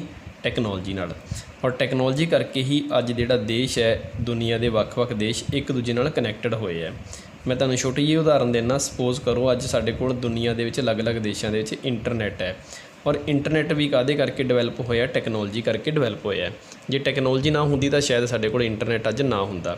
ਔਰ ਇੰਟਰਨੈੱਟ ਦੇ ਨਾਲ ਤੁਸੀਂ ਦੇਖੋਗੇ ਅੱਜ ਦੁਨੀਆ ਦੇ ਕਿਸੇ ਵੀ ਕੋਨੇ ਦੇ ਵਿੱਚ ਬੈਠੇ ਹੋਏ ਕਿਸੇ ਵੀ ਵਿਅਕਤੀ ਨਾਲ, ਚਾਹੇ ਉਹ ਤੁਹਾਡੇ ਤੋਂ ਹਜ਼ਾਰਾਂ ਮੀਲ ਦੂਰ ਬੈਠਾ, ਲੱਖਾਂ ਮੀਲ ਦੂਰ ਬੈਠਾ ਹੈ, ਲੇਕਿਨ ਤੁਸੀਂ ਉਹਦੇ ਨਾਲ ਗੱਲਬਾਤ ਕਰ ਸਕਦੇ ਹੋ।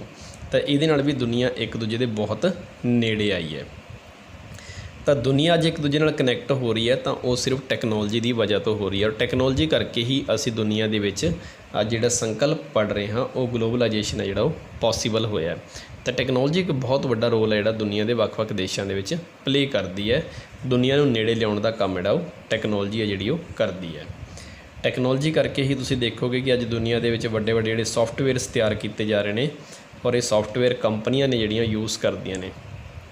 ਤਾਂ ਇਹ ਕੁਛ ਕਾਰਨ ਨੇ ਜਿਹਦੇ ਕਰਕੇ ਅੱਜ ਵਿਸ਼ਵੀਕਰਨ ਹੈ ਜਿਹੜਾ ਉਹ ਦੁਨੀਆ ਦੇ ਵਿੱਚ ਸੰਭਵ ਹੋ ਪਾਇਆ। ਹੁਣ ਇਸ ਤੋਂ ਬਾਅਦ ਗੱਲ ਆਉਂਦੀ ਹੈ ਕਿ ਦੁਨੀਆ ਦੀ ਅਸੀਂ ਇਕੋਨਮੀ ਨੂੰ ਓਪਨ ਤਾਂ ਕਰਤਾ, ਦੁਨੀਆ ਦੇ ਵੱਖ-ਵੱਖ ਦੇਸ਼ਾਂ ਦੇ ਨਾਲ ਅਸੀਂ ਜੁੜ ਤਾਂ ਗਏ, ਸਾਡੇ ਕੋਲ ਚੀਜ਼ਾਂ ਦਾ ਆਉਣਾ ਜਾਣਾ ਬਹੁਤ ਆਸਾਨ ਤਾਂ ਹੋ ਗਿਆ, ਪਰ ਇਹਦਾ ਭਾਰਤ ਨੂੰ ਲਾਭ ਕੀ ਹੋਇਆ? ਕੁਛ ਲਾਭ ਵੀ ਹੋਏ ਨੇ, ਕੁਛ ਹਾਨੀਆਂ ਵੀ ਹੋਈਆਂ ਨੇ। ਤਾਂ ਜੇਕਰ ਲਾਭ ਦੀ ਗੱਲ ਕੀਤੀ ਜਾਵੇ ਤਾਂ ਭਾਰਤ ਨੂੰ ਸਭ ਤੋਂ ਪਹਿਲਾਂ ਲਾਭ ਇਹ ਹੋਇਆ ਕਿ ਇਹਦੇ ਨਾਲ ਸਾਨੂੰ ਵਿਦੇਸ਼ੀ ਪੂੰਜੀ ਪ੍ਰਾਪਤ ਹੋਣ ਲੱਗ ਗਈ। ਵਿਦੇਸ਼ੀ ਪੂੰਜੀ ਕਿਵੇਂ ਪ੍ਰਾਪਤ ਹੁੰਦੀ ਹੈ? ਜਦੋਂ ਅਸੀਂ ਕਿਸੇ ਬਾਹਰ ਦੀ ਕੰਪਨੀ ਨੂੰ, ਇਸ ਨੂੰ ਅਸੀਂ ਅੰਗਰੇਜ਼ੀ ਭਾਸ਼ਾ 'ਚ ਲਿਖਾਂਗੇ ਫੋਰਨ ਕੈਪੀਟਲ, ਜਦੋਂ ਭਾਰਤ ਨੇ ਆਪਣੀ ਅਰਥ ਵਿਵਸਥਾ ਨੂੰ ਓਪਨ ਕਰਤਾ ਤਾਂ ਅਮਰੀਕਾ ਵਰਗੇ ਦੇਸ਼ ਜਾਂ ਕੋਈ ਵੀ ਦੂਜਾ ਦੇਸ਼, UK ਵਰਗਾ ਦੇਸ਼ ਹੈ, ਇਹਨਾਂ ਦੀ ਕੰਪਨੀਆਂ ਹੁਣ ਭਾਰਤ ਦੇ ਵਿੱਚ ਆਸਾਨੀ ਨਾਲ ਆ ਕੇ ਵਪਾਰ ਕਰ ਸਕਦੀਆਂ ਨੇ। ਔਰ ਕੰਪਨੀਆਂ ਦੇ ਵਿੱਚ ਖਾਸ ਕਰਕੇ ਤੁਸੀਂ ਨਾਮ ਸੁਣਿਆ ਹੋਏਗਾ MNC ਕੰਪਨੀ, ਮਲਟੀਨੈਸ਼ਨਲ ਕੰਪਨੀ। ਹੁਣ ਜਦੋਂ ਅਸੀਂ ਆਪਣੀ ਅਰਥ ਵਿਵਸਥਾ ਨੂੰ ਓਪਨ ਕਰਤਾ, ਦੁਨੀਆ ਦੇ ਬਾਕੀ ਦੇਸ਼ਾਂ ਨੂੰ ਅਲਾਉਡ ਕਰਤਾ ਕਿ ਤੁਸੀਂ ਭਾਰਤ ਦੇ ਵਿੱਚ ਆ ਕੇ ਵਪਾਰ ਕਰ ਸਕਦੇ ਹੋ, ਤਾਂ ਇਹਦੇ ਨਾਲ ਜਦੋਂ ਕੰਪਨੀ ਭਾਰਤ ਦੇ ਵਿੱਚ ਆਏਗੀ ਤਾਂ ਭਾਰਤ ਦੇ ਵਿੱਚ ਉਸ ਕੰਪਨੀ ਤੋਂ ਸਾਨੂੰ ਬਹੁਤ ਜ਼ਿਆਦਾ ਮਾਤਰਾ ਦੇ ਵਿੱਚ ਜਿਹੜੀ ਵਿਦੇਸ਼ੀ ਪੂੰਜੀ ਹੈ, ਡਾਲਰ ਹੈ ਜਿਹੜੇ, ਉਹ ਪ੍ਰਾਪਤ ਹੋਣਗੇ।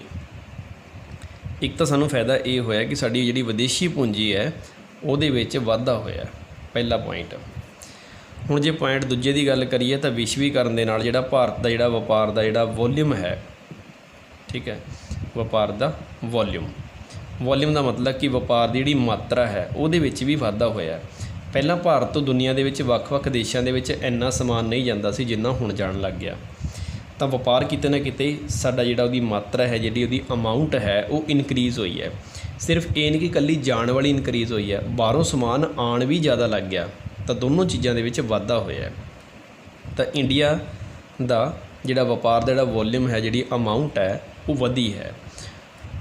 ਇਸ ਤੋਂ ਬਾਅਦ ਤੀਸਰਾ ਫਾਇਦਾ ਭਾਰਤ ਨੂੰ ਇਹ ਹੋਇਆ ਕਿ ਜਿਹੜੇ ਭਾਰਤ ਦੇ ਜਿਹੜੇ ਕੰਜ਼ਿਊਮਰ ਨੇ, ਉਪਭੋਗਤਾ ਨੇ ਜਿਹੜੇ, ਉਹਨਾਂ ਦੇ ਕੋਲ ਸੋਵਰਨਿਟੀ ਆ ਗਈ। ਸੋਵਰਨਿਟੀ ਦਾ ਮਤਲਬ ਹੁੰਦਾ ਹੈ ਕਿ ਭਾਰਤੀ ਲੋਕਾਂ ਦੇ ਕੋਲ ਹੁਣ ਪਹਿਲਾਂ ਨਾਲੋਂ ਜ਼ਿਆਦਾ ਚੁਆਇਸ ਹੈਗੇ ਨੇ। ਪਹਿਲਾਂ ਤੁਸੀਂ ਦੇਖੋਗੇ ਕਿ ਭਾਰਤ ਦੇ ਲੋਕਾਂ ਨੂੰ ਸਿਰਫ ਉਹੀ ਚੀਜ਼ਾਂ ਯੂਜ਼ ਕਰਨ ਨੂੰ ਮਿਲਦੀਆਂ ਸੀ ਜਿਹੜੀਆਂ ਭਾਰਤ 'ਚ ਬਣਦੀਆਂ ਸੀ, ਲੇਕਿਨ ਹੁਣ ਦੇਖਿਆ ਜਾਵੇ ਤਾਂ ਬਾਹਰ ਦੀ ਕੰਪਨੀਆਂ ਭਾਰਤ ਦੇ ਵਿੱਚ ਆਉਣ ਦੇ ਨਾਲ ਭਾਰਤੀ ਕੰਜ਼ਿਊਮਰਸ ਨੇ, ਜਿਹੜੇ ਉਪਭੋਗਤਾ ਨੇ, ਉਹਨਾਂ ਦੇ ਕੋਲੋਂ ਪਹਿਲਾਂ ਨਾਲੋਂ ਜ਼ਿਆਦਾ ਆਪਸ਼ਨ ਨੇ।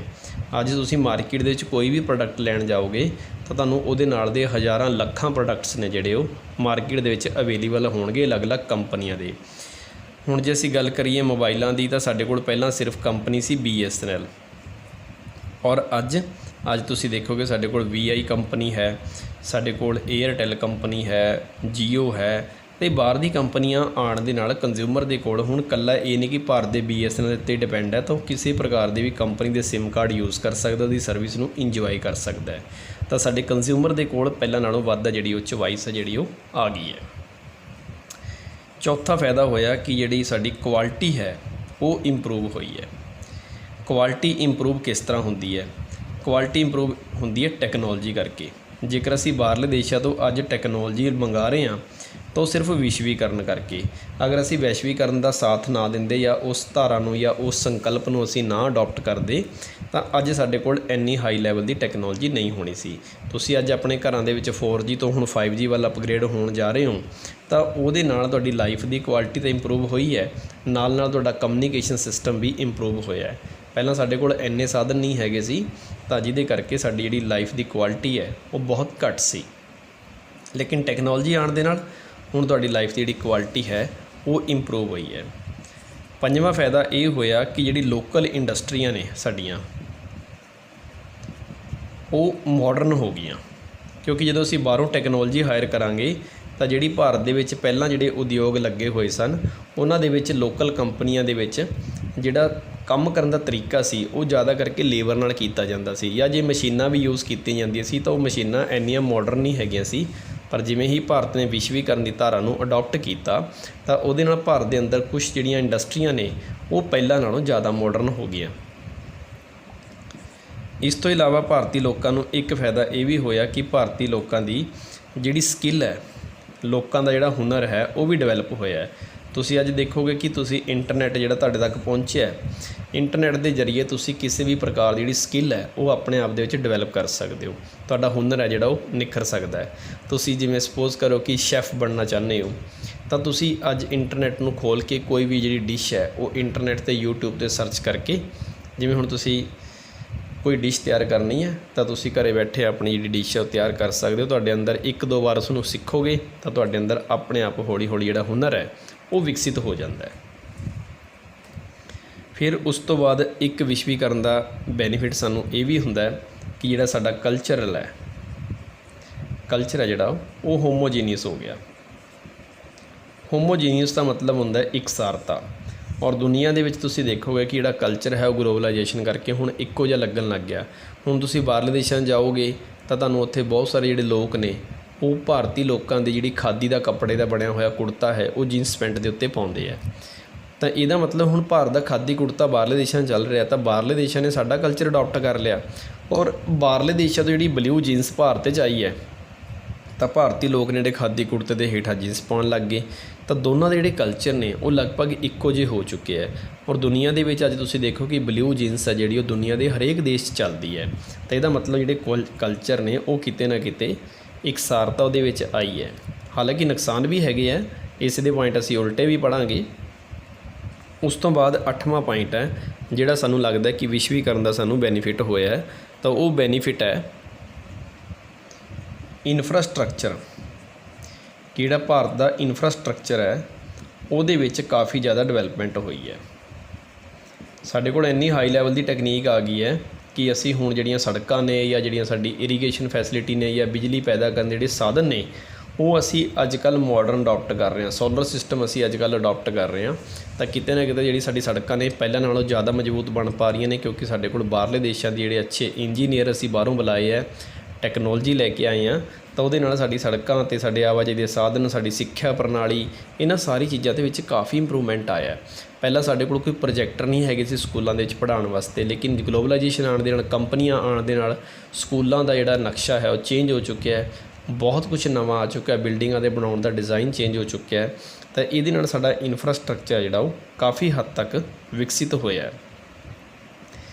ਉਸ ਤੋਂ ਬਾਅਦ ਵਿਸ਼ਵੀਕਰਨ ਦਾ ਜਿਹੜਾ 9ਵਾਂ ਫਾਇਦਾ ਸਾਡੇ ਦੇਸ਼ ਨੂੰ ਹੋਇਆ, ਮਾਰਕੀਟ ਦਾ ਜਿਹੜਾ ਸਾਈਜ਼ ਹੈ, ਮਾਰਕੀਟ ਦਾ ਜਿਹੜਾ ਸਾਈਜ਼ ਹੈ ਉਹ ਐਕਸਟੈਂਡ ਹੋਇਆ। ਐਕਸਟੈਂਡ ਦਾ ਮਤਲਬ ਹੁੰਦਾ ਵਧਿਆ।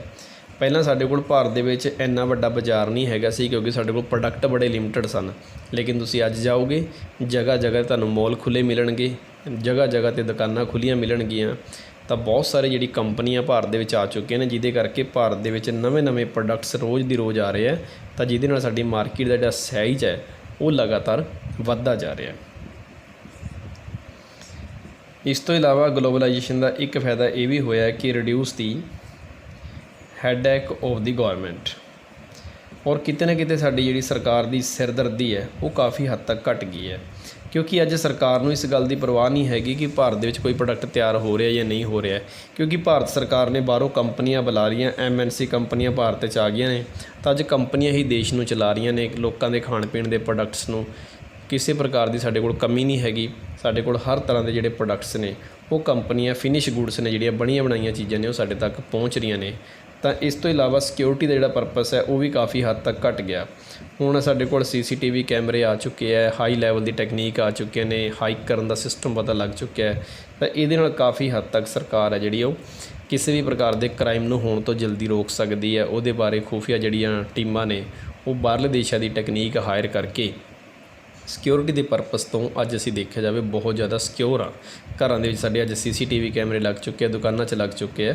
ਤਾਂ ਕਿਤੇ ਨਾ ਕਿਤੇ ਸਾਡੀ ਸਿਕਿਉਰਿਟੀ ਹੈ ਜਿਹੜੀ ਉਹ ਪਹਿਲਾਂ ਨਾਲੋਂ ਵੱਧ ਚੁੱਕੀ ਹੈ। ਹੁਣ ਕਿਤੇ ਵੀ ਜੁਰਮ ਹੁੰਦਾ ਤਾਂ ਅਸੀਂ ਪਹਿਲਾਂ ਹੀ ਦੇਖਦੇ ਕਿ ਉੱਤੇ ਕੈਮਰਾ ਤਾਂ ਨਹੀਂ ਲੱਗਿਆ ਹੋਇਆ। ਇੱਥੋਂ ਤੱਕ ਕਿ ਦੁਕਾਨ ਦੇ ਵਿੱਚ ਵੀ ਜਦੋਂ ਜਾਂਦੇ ਤਾਂ ਉੱਥੇ ਲਿਖਿਆ ਹੁੰਦਾ ਕਿ ਅਸੀਂ CCTV ਕੈਮਰੇ ਦੀ ਨਿਗਰਾਨੀ 'ਚ ਆ। ਅਤੇ ਉੱਥੇ ਜਾ ਕੇ ਸਾਨੂੰ ਲੱਗਦਾ ਕਿਤੇ ਨਾ ਕਿਤੇ ਅਸੀਂ ਚੋਰ ਹਾਂ, ਕਿਉਂਕਿ ਪਹਿਲਾਂ ਦੁਕਾਨਾਂ ਦੇ ਵਿੱਚ ਇਹ ਲਿਖਿਆ ਹੁੰਦਾ ਸੀ ਕਿ ਗ੍ਰਾਹਕ ਹੈ ਜਿਹੜਾ ਉਹ ਰੱਬ ਹੈ, ਪਰਮਾਤਮਾ ਦਾ ਰੂਪ ਹੈ। ਅਤੇ ਅੱਜ ਕੱਲ੍ਹ ਐਂ ਲੱਗਦਾ ਉਸ ਕੈਮਰੇ ਵੱਲ ਦੇਖ ਕੇ ਕਿ ਅਸੀਂ ਚੋਰ ਹਾਂ। ਠੀਕ ਹੈ, ਤਾਂ ਇਹ ਧਾਰਨਾਵਾਂ ਸਾਡੀਆਂ ਬਦਲਦੀਆਂ ਜਾ ਰਹੀਆਂ ਨੇ। ਤਾਂ ਇਹ ਵਿਸ਼ਵੀਕਰਨ ਦੇ ਕੁਝ ਸਾਨੂੰ ਬੈਨੀਫਿਟ ਨੇ। ਹਾਲਾਂਕਿ ਥੋੜਾ ਵੀਡੀਓ ਲੰਬਾ ਹੋ ਗਿਆ, ਪਰ ਮੈਂ ਤੁਹਾਨੂੰ ਕਲੀਅਰ ਕਰਵਾ ਦਾਂਗਾ ਕਿ ਚੈਪਟਰ ਜਿਹੜਾ ਤੁਹਾਨੂੰ ਉਸ ਤੋਂ ਬਾਅਦ ਭੁੱਲੋਗੇ ਨਹੀਂ। ਬੜੇ ਈਜ਼ੀ ਪੁਆਇੰਟਸ ਨੇ। ਇੱਕ ਲਾਸਟ ਟੌਪਿਕ ਤੁਹਾਨੂੰ ਵਿੱਚ ਮੈਂ ਕਰਵਾ ਦਿੰਦਾ ਕਿ ਜਿਹੜਾ ਵਿਸ਼ਵੀਕਰਨ ਹੈ ਉਹਦੇ ਨੁਕਸਾਨ ਕੀ ਹੈ। ਹੁਣ ਗੱਲ ਕਰੀਏ ਕਿ ਜਿਹੜੀਆਂ ਸਾਡੇ ਬਾਹਰਲੇ ਦੇਸ਼ ਤੋਂ ਕੰਪਨੀਆਂ ਆਉਣ ਤਾਂ ਲੱਗ ਗਈਆਂ, ਇਹਦੇ ਨਾਲ ਸਾਡੇ ਦੇਸ਼ ਨੂੰ ਜਿੱਥੇ ਲਾਭ ਹੋਇਆ ਉੱਥੇ ਨੁਕਸਾਨ ਵੀ ਹੈਗਾ। ਸਭ ਤੋਂ ਪਹਿਲਾਂ ਸਾਨੂੰ ਪੁਆਇੰਟ ਹੈਗਾ ਕਿ ਜਿਹੜਾ ਸਾਡਾ ਕਲਚਰਲ ਹੈ, ਜਿਹੜਾ ਸਾਡਾ ਸੱਭਿਆਚਾਰ ਹੈ ਉਹ ਹੀਟਰੋਜੀਨੀਅਸ ਹੋ ਗਿਆ। ਹੀਟਰੋਜੀਨੀਅਸ ਦਾ ਮਤਲਬ ਹੈਗਾ ਕਿ ਹੁਣ ਸਾਡੇ ਕਲਚਰ ਦੇ ਅੰਦਰ ਵੈਰਾਈਟੀਆਂ ਇੰਨੀਆਂ ਜ਼ਿਆਦਾ ਆ ਗਈਆਂ, ਤਾਂ ਜਿਹਦੇ ਨਾਲ ਸਾਡਾ ਜਿਹੜਾ ਲੋਕਲ ਕਲਚਰ ਹੈ, ਜਿਹੜਾ ਸਾਡਾ ਪੁਰਾਣਾ ਸੱਭਿਆਚਾਰ ਹੈ ਉਹ ਕਿਤੇ ਨਾ ਕਿਤੇ ਖਤਮ ਹੋ ਗਿਆ। ਜੇਕਰ ਪੰਜਾਬ ਦੀ ਹੀ ਗੱਲ ਕੀਤੀ ਜਾਵੇ ਜਾਂ ਹਰਿਆਣੇ ਦੀ ਗੱਲ ਕੀਤੀ ਜਾਵੇ ਤਾਂ ਪੰਜਾਬੀ ਲੋਕਾਂ ਦੇ ਵਿੱਚ ਹੁਣ ਉਹ ਕਲਚਰ ਨਹੀਂ ਰਿਹਾ ਹੈਗਾ। ਹੁਣ ਸਾਡੇ ਪੰਜਾਬ ਦੇ ਵਿੱਚ ਧੋਤੀ ਕੁੜਤੇ ਜਿਹੜੇ ਹਰਿਆਣੇ 'ਚ ਪਹਿਲਾਂ ਪਾਉਂਦੇ ਸੀ, ਜਾਂ ਪੰਜਾਬ ਜਿਹੜੇ ਕੁੜਤੇ ਪਜਾਮੇ ਪਾਉਂਦੇ ਸੀ, ਉਹਨਾਂ ਦਾ ਕਰੇਜ਼ ਕਾਫੀ ਹੱਦ ਤੱਕ ਘਟ ਗਿਆ। ਔਰ ਅੱਜ ਕੱਲ੍ਹ ਸਾਡਾ ਜਿਹੜਾ ਪਹਿਰਾਵਾ ਹੈ ਉਹ ਕਿਤੇ ਨਾ ਕਿਤੇ ਪੱਛਮੀ ਸੱਭਿਆਚਾਰ ਦਾ ਜਿਹੜਾ ਸ਼ਿਕਾਰ ਹੋ ਚੁੱਕਿਆ ਹੈ। ਤਾਂ ਸਾਡਾ ਕਲਚਰ ਹੈ ਜਿਹੜਾ ਕਿਤੇ ਨਾ ਕਿਤੇ ਨੈਤਿਕਤਾ ਦੇ ਰਾਹ ਤੋਂ ਭਟਕ ਚੁੱਕਿਆ ਹੈ, ਉਹ ਗਿਰਾਵਟ ਦੇ ਰਸਤੇ ਵੱਲ ਚੱਲ ਰਿਹਾ। ਦੂਜਾ ਨੁਕਸਾਨ ਸਾਨੂੰ ਇਹ ਵੀ ਹੋਇਆ ਵੈਸ਼ਵੀਕਰਨ ਦੇ ਨਾਲ ਕਿ ਦੁਬਾਰਾ ਫਿਰ ਸਾਨੂੰ ਲੱਗਦਾ ਕਿ ਇੱਕ ਵਾਰ ਮੁੜ ਤੋਂ ਜਿਹੜਾ ਉਪਨਿਵੇਸ਼ਵਾਦ ਦੀ ਜਿਹੜੀ ਸਥਿਤੀ ਹੈ ਉਹ ਪੈਦਾ ਹੋ ਸਕਦੀ ਹੈ। ਉਪਨਿਵੇਸ਼ਵਾਦ ਨੂੰ ਅਸੀਂ ਅੰਗਰੇਜ਼ੀ ਭਾਸ਼ਾ ਦੇ ਵਿੱਚ ਬੋਲਦੇ ਹਾਂ ਕਲੋਨੀਅਲਿਜ਼ਮ। ਕਲੋਨੀਅਲਿਜ਼ਮ ਦਾ ਮਤਲਬ ਹੁੰਦਾ ਕਿ ਜਿਹੜੀ ਬਾਹਰ ਦੀ ਕੰਪਨੀਆਂ ਸਾਡੇ ਭਾਰਤ 'ਚ ਆਈਆਂ ਨੇ ਤਾਂ ਸਾਨੂੰ ਇਹ ਡਰ ਪੈਦਾ ਹੋ ਗਿਆ ਕਿਤੇ ਦੁਬਾਰਾ ਫਿਰ ਸਾਡੇ ਉੱਤੇ ਉਹੀ ਈਸਟ ਇੰਡੀਆ ਕੰਪਨੀ ਵਾਲਾ ਕੰਮ ਨਾ ਬਣ ਜਾਏ ਕਿ ਭਾਰਤ ਦੀ ਸਰਕਾਰ ਹੈ ਜਿਹੜੀ ਉਹ ਇਹਨਾਂ ਕੰਪਨੀ ਨੂੰ ਲਗਾਤਾਰ ਭਾਰਤ 'ਚ ਬੁਲਾ ਤਾਂ ਰਹੀ ਹੈ, ਲੇਕਿਨ ਅਸੀਂ ਇਹਨਾਂ ਦੇ ਉੱਪਰ ਇੰਨਾ ਜ਼ਿਆਦਾ ਨਿਰਭਰ ਨਾ ਹੋ ਜਾਈਏ ਕਿਤੇ ਅਸੀਂ ਕੱਲ੍ਹ ਨੂੰ ਦੁਬਾਰਾ ਫਿਰ ਗੁਲਾਮ ਹੋ ਜਾਈਏ। ਤੀਸਰਾ ਸਾਨੂੰ ਨੁਕਸਾਨ ਇਹ ਵੀ ਹੋਇਆ ਕਿ ਸਾਡੇ ਜਿਹੜਾ ਵਪਾਰ ਬਾਕੀ ਹੈ ਜਿਹੜੇ ਯਾਨੀ ਕਿ ਸਾਡਾ ਟਰੇਡ ਹੈ ਉਹ ਲਗਾਤਾਰ ਸਾਡਾ ਨੈਗੇਟਿਵ ਚੱਲ ਰਿਹਾ, ਕਿਉਂਕਿ ਲਗਭਗ ਅਸੀਂ ਸਾਡੇ ਭਾਰਤ ਦੇ ਜਿਹੜੇ ਲੋਕ ਨੇ ਉਹ ਬਾਹਰੋਂ ਚੀਜ਼ਾਂ ਮੰਗਾਉਂਦੇ ਜ਼ਿਆਦਾ ਨੇ, ਜਦੋਂ ਕਿ ਸਾਡੀਆਂ ਬਣੀਆਂ ਹੋਈਆਂ ਚੀਜ਼ਾਂ ਭਾਰਤ ਤੋਂ ਬਾਹਰ ਜਾਂਦੀਆਂ ਘੱਟ ਨੇ। ਤਾਂ ਜਿਹਦੇ ਕਰਕੇ ਸਾਡਾ ਵਪਾਰ ਲਗਾਤਾਰ ਘਾਟੇ ਚੱਲ ਰਿਹਾ, ਕਿਉਂਕਿ ਸਾਡੇ ਜਿਹੜੇ ਲੋਕ ਨੇ ਉਹ ਉਹਨਾਂ ਨੂੰ ਛੂਟ ਮਿਲੀ ਹੋਈ ਹੈ ਕਿ ਤੁਸੀਂ ਕੋਈ ਵੀ ਪ੍ਰੋਡਕਟ ਬਾਹਰੋਂ ਮੰਗਾ ਲਓ, ਤਾਂ ਉਹ ਇੰਨੀਆਂ ਜ਼ਿਆਦਾ ਬਾਹਰ ਦੇ ਪ੍ਰੋਡਕਟ ਖਰੀਦਣ ਲੱਗ ਗਏ ਜਿਹਦੇ ਕਰਕੇ ਸਾਡਾ ਵਪਾਰ ਜਿਹੜਾ ਉਹ ਨੈਗੇਟਿਵ ਜਾ ਰਿਹਾ। ਚੌਥਾ ਨੁਕਸਾਨ ਹੈਗਾ ਸਰਕਾਰ ਦੇ ਲਈ ਵੀ ਮੁਸ਼ਕਿਲਾਂ ਨੇ। ਸਰਕਾਰ ਦੇ ਲਈ ਮੁਸ਼ਕਿਲਾਂ ਇਸ ਕਰਕੇ ਬਣ ਚੁੱਕੀਆਂ ਨੇ ਕਿਉਂਕਿ ਅੱਜ ਸਰਕਾਰਾਂ ਨੂੰ ਚਲਾਉਣ ਦੇ ਵਿੱਚ ਕਿਤੇ ਨਾ ਕਿਤੇ MNC ਕੰਪਨੀਆਂ ਨੇ ਜਿਹੜੀਆਂ ਰੋਲ ਪਲੇ ਕਰਦੀਆਂ ਨੇ। ਜਿਵੇਂ ਤੁਸੀਂ ਭਾਰਤ ਦੇ ਵਿੱਚ ਇੱਕ ਗਰੁੱਪ ਸੁਣਿਆ ਹੋਏਗਾ, ਬਹੁਤ ਵੱਡਾ ਗਰੁੱਪ ਹੈ ਬਿਜ਼ਨਸਮੈਨਾਂ ਦਾ, ਉਹਦਾ ਨਾਮ ਹੈਗਾ ਫਿੱਕੀ, ਜੋ ਕਿ 1927 'ਚ ਬਣਿਆ ਸੀ, federation of Indian chamber and commerce industry. ਠੀਕ ਹੈ, ਇਹ ਇੱਕ ਬਹੁਤ ਵੱਡਾ ਗਰੁੱਪ ਹੈ ਜੋ ਵਪਾਰੀਆਂ ਦਾ, ਅਬਾਨੀ ਅਡਾਨੀ ਹੋਰਾਂ ਦਾ ਗਰੁੱਪ ਹੈ, ਵੱਡੇ ਵੱਡੇ ਬਿਜ਼ਨਸਮੈਨ ਇਸ ਗਰੁੱਪ 'ਚ ਹੈਗੇ ਆ। ਤਾਂ ਇਹਦੇ ਗਰੁੱਪ ਦੇ ਕਰਕੇ ਹੀ ਅੱਜ ਦੇਸ਼ ਦੇ ਵਿੱਚ ਵਸਤੂਆਂ ਅਤੇ ਸੇਵਾਵਾਂ ਦਾ ਪ੍ਰੋਡਕਸ਼ਨ ਹੋ ਰਿਹਾ। ਬਹੁਤ ਵੱਡੇ ਵੱਡੇ ਬਿਜ਼ਨਸਮੈਨ ਨੇ ਜੋ ਦੇਸ਼ ਦੇ ਅੰਦਰ ਵਸਤੂਆਂ ਦਾ ਉਤਪਾਦਨ ਕਰਦੇ ਆ, ਔਰ ਇਹ ਕਿਤੇ ਨੇ ਜਦੋਂ ਸਰਕਾਰ ਸਾਡੇ ਦੇਸ਼ ਦੀ ਪਾਲਿਸੀਆਂ ਬਣਾਉਂਦੀ ਹੈ, ਨੀਤੀਆਂ ਬਣਾਉਂਦੀ ਹੈ, ਤਾਂ ਇਸ ਗਰੁੱਪ ਤੋਂ ਬਿਨਾਂ ਪੁੱਛੇ ਉਹ ਨੀਤੀਆਂ ਨਹੀਂ ਬਣਾ ਸਕਦੀ, ਕਿਉਂਕਿ ਇਹਨਾਂ ਨੂੰ ਪਤਾ ਹੈ ਕਿ ਜੇ ਅਸੀਂ ਫਿੱਕੀ ਗਰੁੱਪ ਵਾਲਿਆਂ ਨੂੰ ਨਾ ਪੁੱਛਿਆ ਤਾਂ ਉਹ ਕਿਤੇ ਨਾ ਕਿਤੇ ਸਾਡੇ ਦੇਸ਼ ਦੇ ਅੰਦਰ ਕੰਪਨੀਆਂ ਨੂੰ ਬਾਹਰ ਲੈ ਕੇ ਚਲੇ ਜਾਣਗੇ। ਜੇ ਕੰਪਨੀਆਂ ਬਾਹਰ ਚਲੇ ਗਈਆਂ ਤਾਂ ਲੋਕਾਂ ਦੇ ਖਾਣ ਪੀਣ ਦੀ ਜਿਹੜੀ ਗੁੱਡਸ ਜਾਂ ਸਰਵਿਸ ਨੇ ਜਿਹੜੀ ਉਹ ਕਿਵੇਂ ਪ੍ਰੋਡਿਊਸ ਕੀਤੀਆਂ ਜਾਣਗੀਆਂ। ਤਾਂ ਸਰਕਾਰ ਵਾਸਤੇ ਇੱਕ ਸਭ ਤੋਂ ਵੱਡੀ ਮੁਸ਼ਕਿਲ ਹੁਣ ਇਹ ਹੈਗੀ ਹੈ ਕਿ ਉਹ ਆਪਣਾ ਡਿਸੀਜਨ ਹੈ ਜਿਹੜਾ ਆਜ਼ਾਦੀ ਨਾਲ ਨਹੀਂ ਲੈ ਸਕਦੀ, ਕਿਉਂਕਿ ਕੰਪਨੀਆਂ ਇੰਨੀਆਂ ਜ਼ਿਆਦਾ ਸਾਡੇ ਉੱਤੇ ਹਾਵੀ ਹੋ ਚੁੱਕੀਆਂ ਨੇ ਕਿ ਹੁਣ ਸਾਡੇ ਕੋਲ ਕੋਈ ਵੀ ਤਾਕਤ ਨਹੀਂ ਹੈ ਕਿ ਜਾਂ ਕੋਈ ਸਾਡੀ ਆਪਣੀ ਆਜ਼ਾਦੀ ਨਹੀਂ ਹੈਗੀ ਕਿ ਅਸੀਂ ਆਪਣੀ ਮਰਜ਼ੀ ਨਾਲ ਫੈਸਲੇ ਲੈ ਸਕੀਏ ਅਤੇ ਆਪਦੇ ਹਿਸਾਬ ਨਾਲ ਦੇਸ਼ ਨੂੰ ਚਲਾ ਸਕੀਏ। ਦੇਸ਼ ਨੂੰ ਚਲਾਉਣ ਦਾ ਕੰਮ ਅੱਜ ਕੰਪਨੀਆਂ ਕਰ ਰਹੀਆਂ ਨੇ, ਅਤੇ ਸਰਕਾਰ ਵਾਸਤੇ ਇੱਕ ਵੱਡੀ ਮੁਸ਼ਕਿਲ ਖੜੀ ਕੀਤੀ ਹੋਈ ਹੈ। ਉਸ ਤੋਂ ਬਾਅਦ ਪੰਜਵਾਂ ਨੁਕਸਾਨ ਸਾਨੂੰ ਜਿਹੜਾ ਹੋਇਆ, ਜਿਹੜੀਆਂ ਸਾਡੀਆਂ ਲੋਕਲ ਕੰਪਨੀਆਂ ਨੇ, ਲੋਕਲ ਜਿਹੜੀਆਂ ਸਾਡੀਆਂ ਇੰਡਸਟਰੀਆਂ ਨੇ ਜਾਂ ਜਿਹੜੇ ਸਾਡੇ ਛੋਟੇ ਮੋਟੇ ਦੁਕਾਨਦਾਰ ਜਿਹੜੇ ਰਿਟੇਲਰ ਬੈਠੇ ਹੈ ਉਹ ਲਗਭਗ ਖਤਮ ਹੋ ਚੁੱਕੇ ਹੈ। ਤੁਸੀਂ ਅੱਜ ਦੇਖੋਗੇ ਕਿ ਸਾਡੇ ਕੋਲ ਜਿਹੜੇ ਵੱਡੇ ਵੱਡੇ ਮੋਲ ਬਾਹਰੋਂ ਆ ਚੁੱਕੇ ਹੈ, ਤਾਂ ਹੁਣ ਨੋਰਮਲੀ ਪਿੰਡਾਂ ਦੇ ਵਿੱਚ ਜਿਹੜੀ ਦੁਕਾਨਾਂ ਖੁੱਲ੍ਹੀਆਂ ਹੋਈਆਂ ਨੇ ਉਹਨਾਂ ਤੋਂ ਕੋਈ ਪ੍ਰੋਡਕਟ ਖਰੀਦਣਾ ਪਸੰਦ ਨਹੀਂ ਕਰਦਾ, ਕਿ ਉਹਨੂੰ ਲੱਗਦਾ ਕਿ ਮੋਲ 'ਚ ਜਾਵਾਂਗੇ ਉੱਥੇ ਸਾਨੂੰ ਕੱਪੜੇ ਵੀ ਮਿਲ ਜਾਣਗੇ, ਉੱਥੇ ਖਾਣ ਪੀਣ ਦਾ ਸਮਾਨ ਵੀ ਮਿਲ ਜਾਏਗਾ। ਠੀਕ ਹੈ, ਉੱਥੇ ਹਰ ਤਰ੍ਹਾਂ ਦੀ ਸਬਜ਼ੀ ਵੀ ਮਿਲ ਜਾਏਗੀ, ਫਰੂਟਸ ਵੀ ਮਿਲ ਜਾਣਗੇ, ਹਰ ਚੀਜ਼ ਤੁਹਾਨੂੰ ਮੋਲ ਦੇ ਵਿੱਚ ਅਵੇਲੇਬਲ ਮਿਲ ਜਾਂਦੀ ਹੈ। ਤਾਂ ਇਹਦਾ ਮਤਲਬ ਹੈ ਕਿ ਜਿਹੜੇ ਛੋਟੇ ਮੋਟੇ ਦੁਕਾਨਦਾਰ ਨੇ ਉਹਨਾਂ ਦੀ ਜਿਹੜੀ ਮਾਰਕੀਟ ਹੈ ਉਹ ਲਗਭਗ ਖਤਮ ਹੋ ਚੁੱਕੀ ਹੈ ਬਹੁਤ ਹੱਦ ਤੱਕ। ਪਰ ਲੋਕਲ ਇੰਡਸਟਰੀਆਂ ਜਿਹੜੀ ਪਿੰਡਾਂ 'ਚ ਜਿਹੜੇ ਕੁਟੀਰ ਉਦਯੋਗ ਖਾਸ ਕਰਕੇ ਜਿਹੜੀ ਕੋਟੇਜ ਇੰਡਸਟਰੀਆਂ ਲੱਗੀਆਂ ਹੋਈਆਂ ਸਨ, ਉਹ ਇੰਡਸਟਰੀਆਂ ਅੱਜ ਭਾਰਤ ਦੇ ਵਿੱਚ ਬਹੁਤ ਘੱਟ ਰਹਿ ਚੁੱਕੀਆਂ ਨੇ, ਨਾ ਦੇ ਬਰਾਬਰ ਹੀ ਹੈ। ਤਾਂ ਇਹਦੇ ਨਾਲ ਸਾਡੀ ਇੱਕ ਤਾਂ ਲਘੂ ਜਿਹੜਾ ਉਦਯੋਗ ਹੈ, ਜਿਹੜਾ ਕੁਟੀਰ ਉਦਯੋਗ ਹੈ, ਇਹਦੇ ਉੱਤੇ ਨੁਕਸਾਨ ਹੋਇਆ, ਅਤੇ ਸਾਡੀ ਜਿਹੜੀਆਂ ਰਿਟੇਲਰ ਨੇ, ਜਿਹੜੇ ਦੁਕਾਨਦਾਰ ਨੇ, ਉਹ ਕਾਫੀ ਹੱਦ ਤੱਕ ਖਤਮ ਹੋ ਗਏ ਆ। ਛੇਵਾਂ ਨੁਕਸਾਨ ਐਕਸਪਲੋਟੇਸ਼ਨ ਆਫ ਨੈਚੁਰਲ ਰਿਸੋਰਸਿਸ। ਇੱਕ ਨੁਕਸਾਨ ਸਾਨੂੰ ਇਹ ਵੀ ਹੋਇਆ ਕਿ ਜਿਹੜੀ ਬਾਹਰ ਦੀ ਕੰਪਨੀਆਂ ਆਈਆਂ ਨੇ ਉਹਨਾਂ ਨੇ ਸਾਡੇ ਜਿਹੜੇ ਕੁਦਰਤੀ ਸਾਧਨ ਨੇ ਉਹਨਾਂ ਦਾ ਵਿਨਾਸ਼ ਕਰਤਾ, ਬਹੁਤ ਜ਼ਿਆਦਾ ਉਹਨਾਂ ਦਾ ਸ਼ੋਸ਼ਣ ਕੀਤਾ, ਨੁਕਸਾਨ ਕੀਤਾ। ਜੰਗਲ ਕੱਟੇ ਗਏ ਨੇ, ਨਹਿਰਾਂ ਦੇ ਵਿੱਚ ਗੰਦਾ ਕੈਮੀਕਲ ਦਾ ਪਾਣੀ ਛੱਡਿਆ ਜਾਂਦਾ, ਫੈਕਟਰੀਆਂ ਦੁਆਰਾ ਧੂੰਆਂ ਨਿਕਲਦਾ ਹੈ।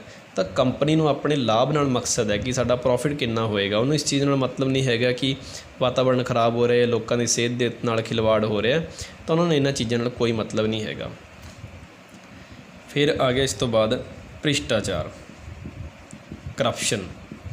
ਹੁਣ ਬਾਹਰ ਦੀ ਕੰਪਨੀਆਂ ਨੇ ਤਾਂ ਕੰਪਨੀਆਂ ਨੇ ਜਿਹੜੀਆਂ ਉਹ ਪ੍ਰੋਫਿਟ ਕਮਾਉਣ ਵਾਸਤੇ ਆਮ ਜਨਤਾ ਦਾ ਵੀ ਸ਼ੋਸ਼ਣ ਕਰਦੀਆਂ ਨੇ, ਉਹਨਾਂ ਨੂੰ ਪ੍ਰੋਡਕਟ ਨੇ ਜਿਹੜੇ ਨਕਲੀ ਵੇਚੇ ਜਾਂਦੇ ਨੇ, ਅਤੇ ਕਿਤੇ ਨਾ ਕਿਤੇ ਜਿਹੜੀ ਬਲੈਕ ਮਾਰਕੀਟਿੰਗ ਕੀਤੀ ਜਾਂਦੀ ਹੈ। ਭ੍ਰਿਸ਼ਟਾਚਾਰ ਸਾਡੇ ਦੇਸ਼ 'ਚ ਜਿਹੜਾ ਕਾਫੀ ਹੱਦ ਤੱਕ ਜਿਹੜਾ ਉਹ ਵੱਧ ਚੁੱਕਿਆ ਹੈ।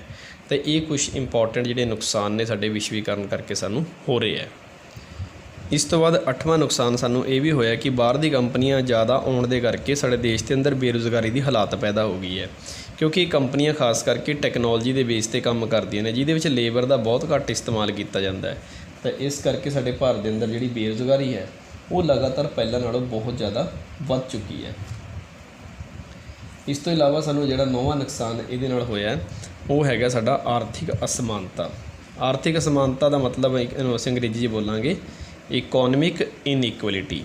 ਇਕੋਨਮਿਕ ਇਨਇਕੁਅਲਿਟੀ ਦਾ ਮਤਲਬ ਹੁੰਦਾ ਹੈ ਕਿ ਜਿਹੜਾ ਰਿਚ ਅਤੇ ਪੂਅਰ ਦੇ ਵਿਚਕਾਰ ਜਿਹੜਾ ਡਿਫਰੈਂਸ ਹੈ ਉਹ ਲਗਾਤਾਰ ਵੱਧਦਾ ਜਾ ਰਿਹਾ।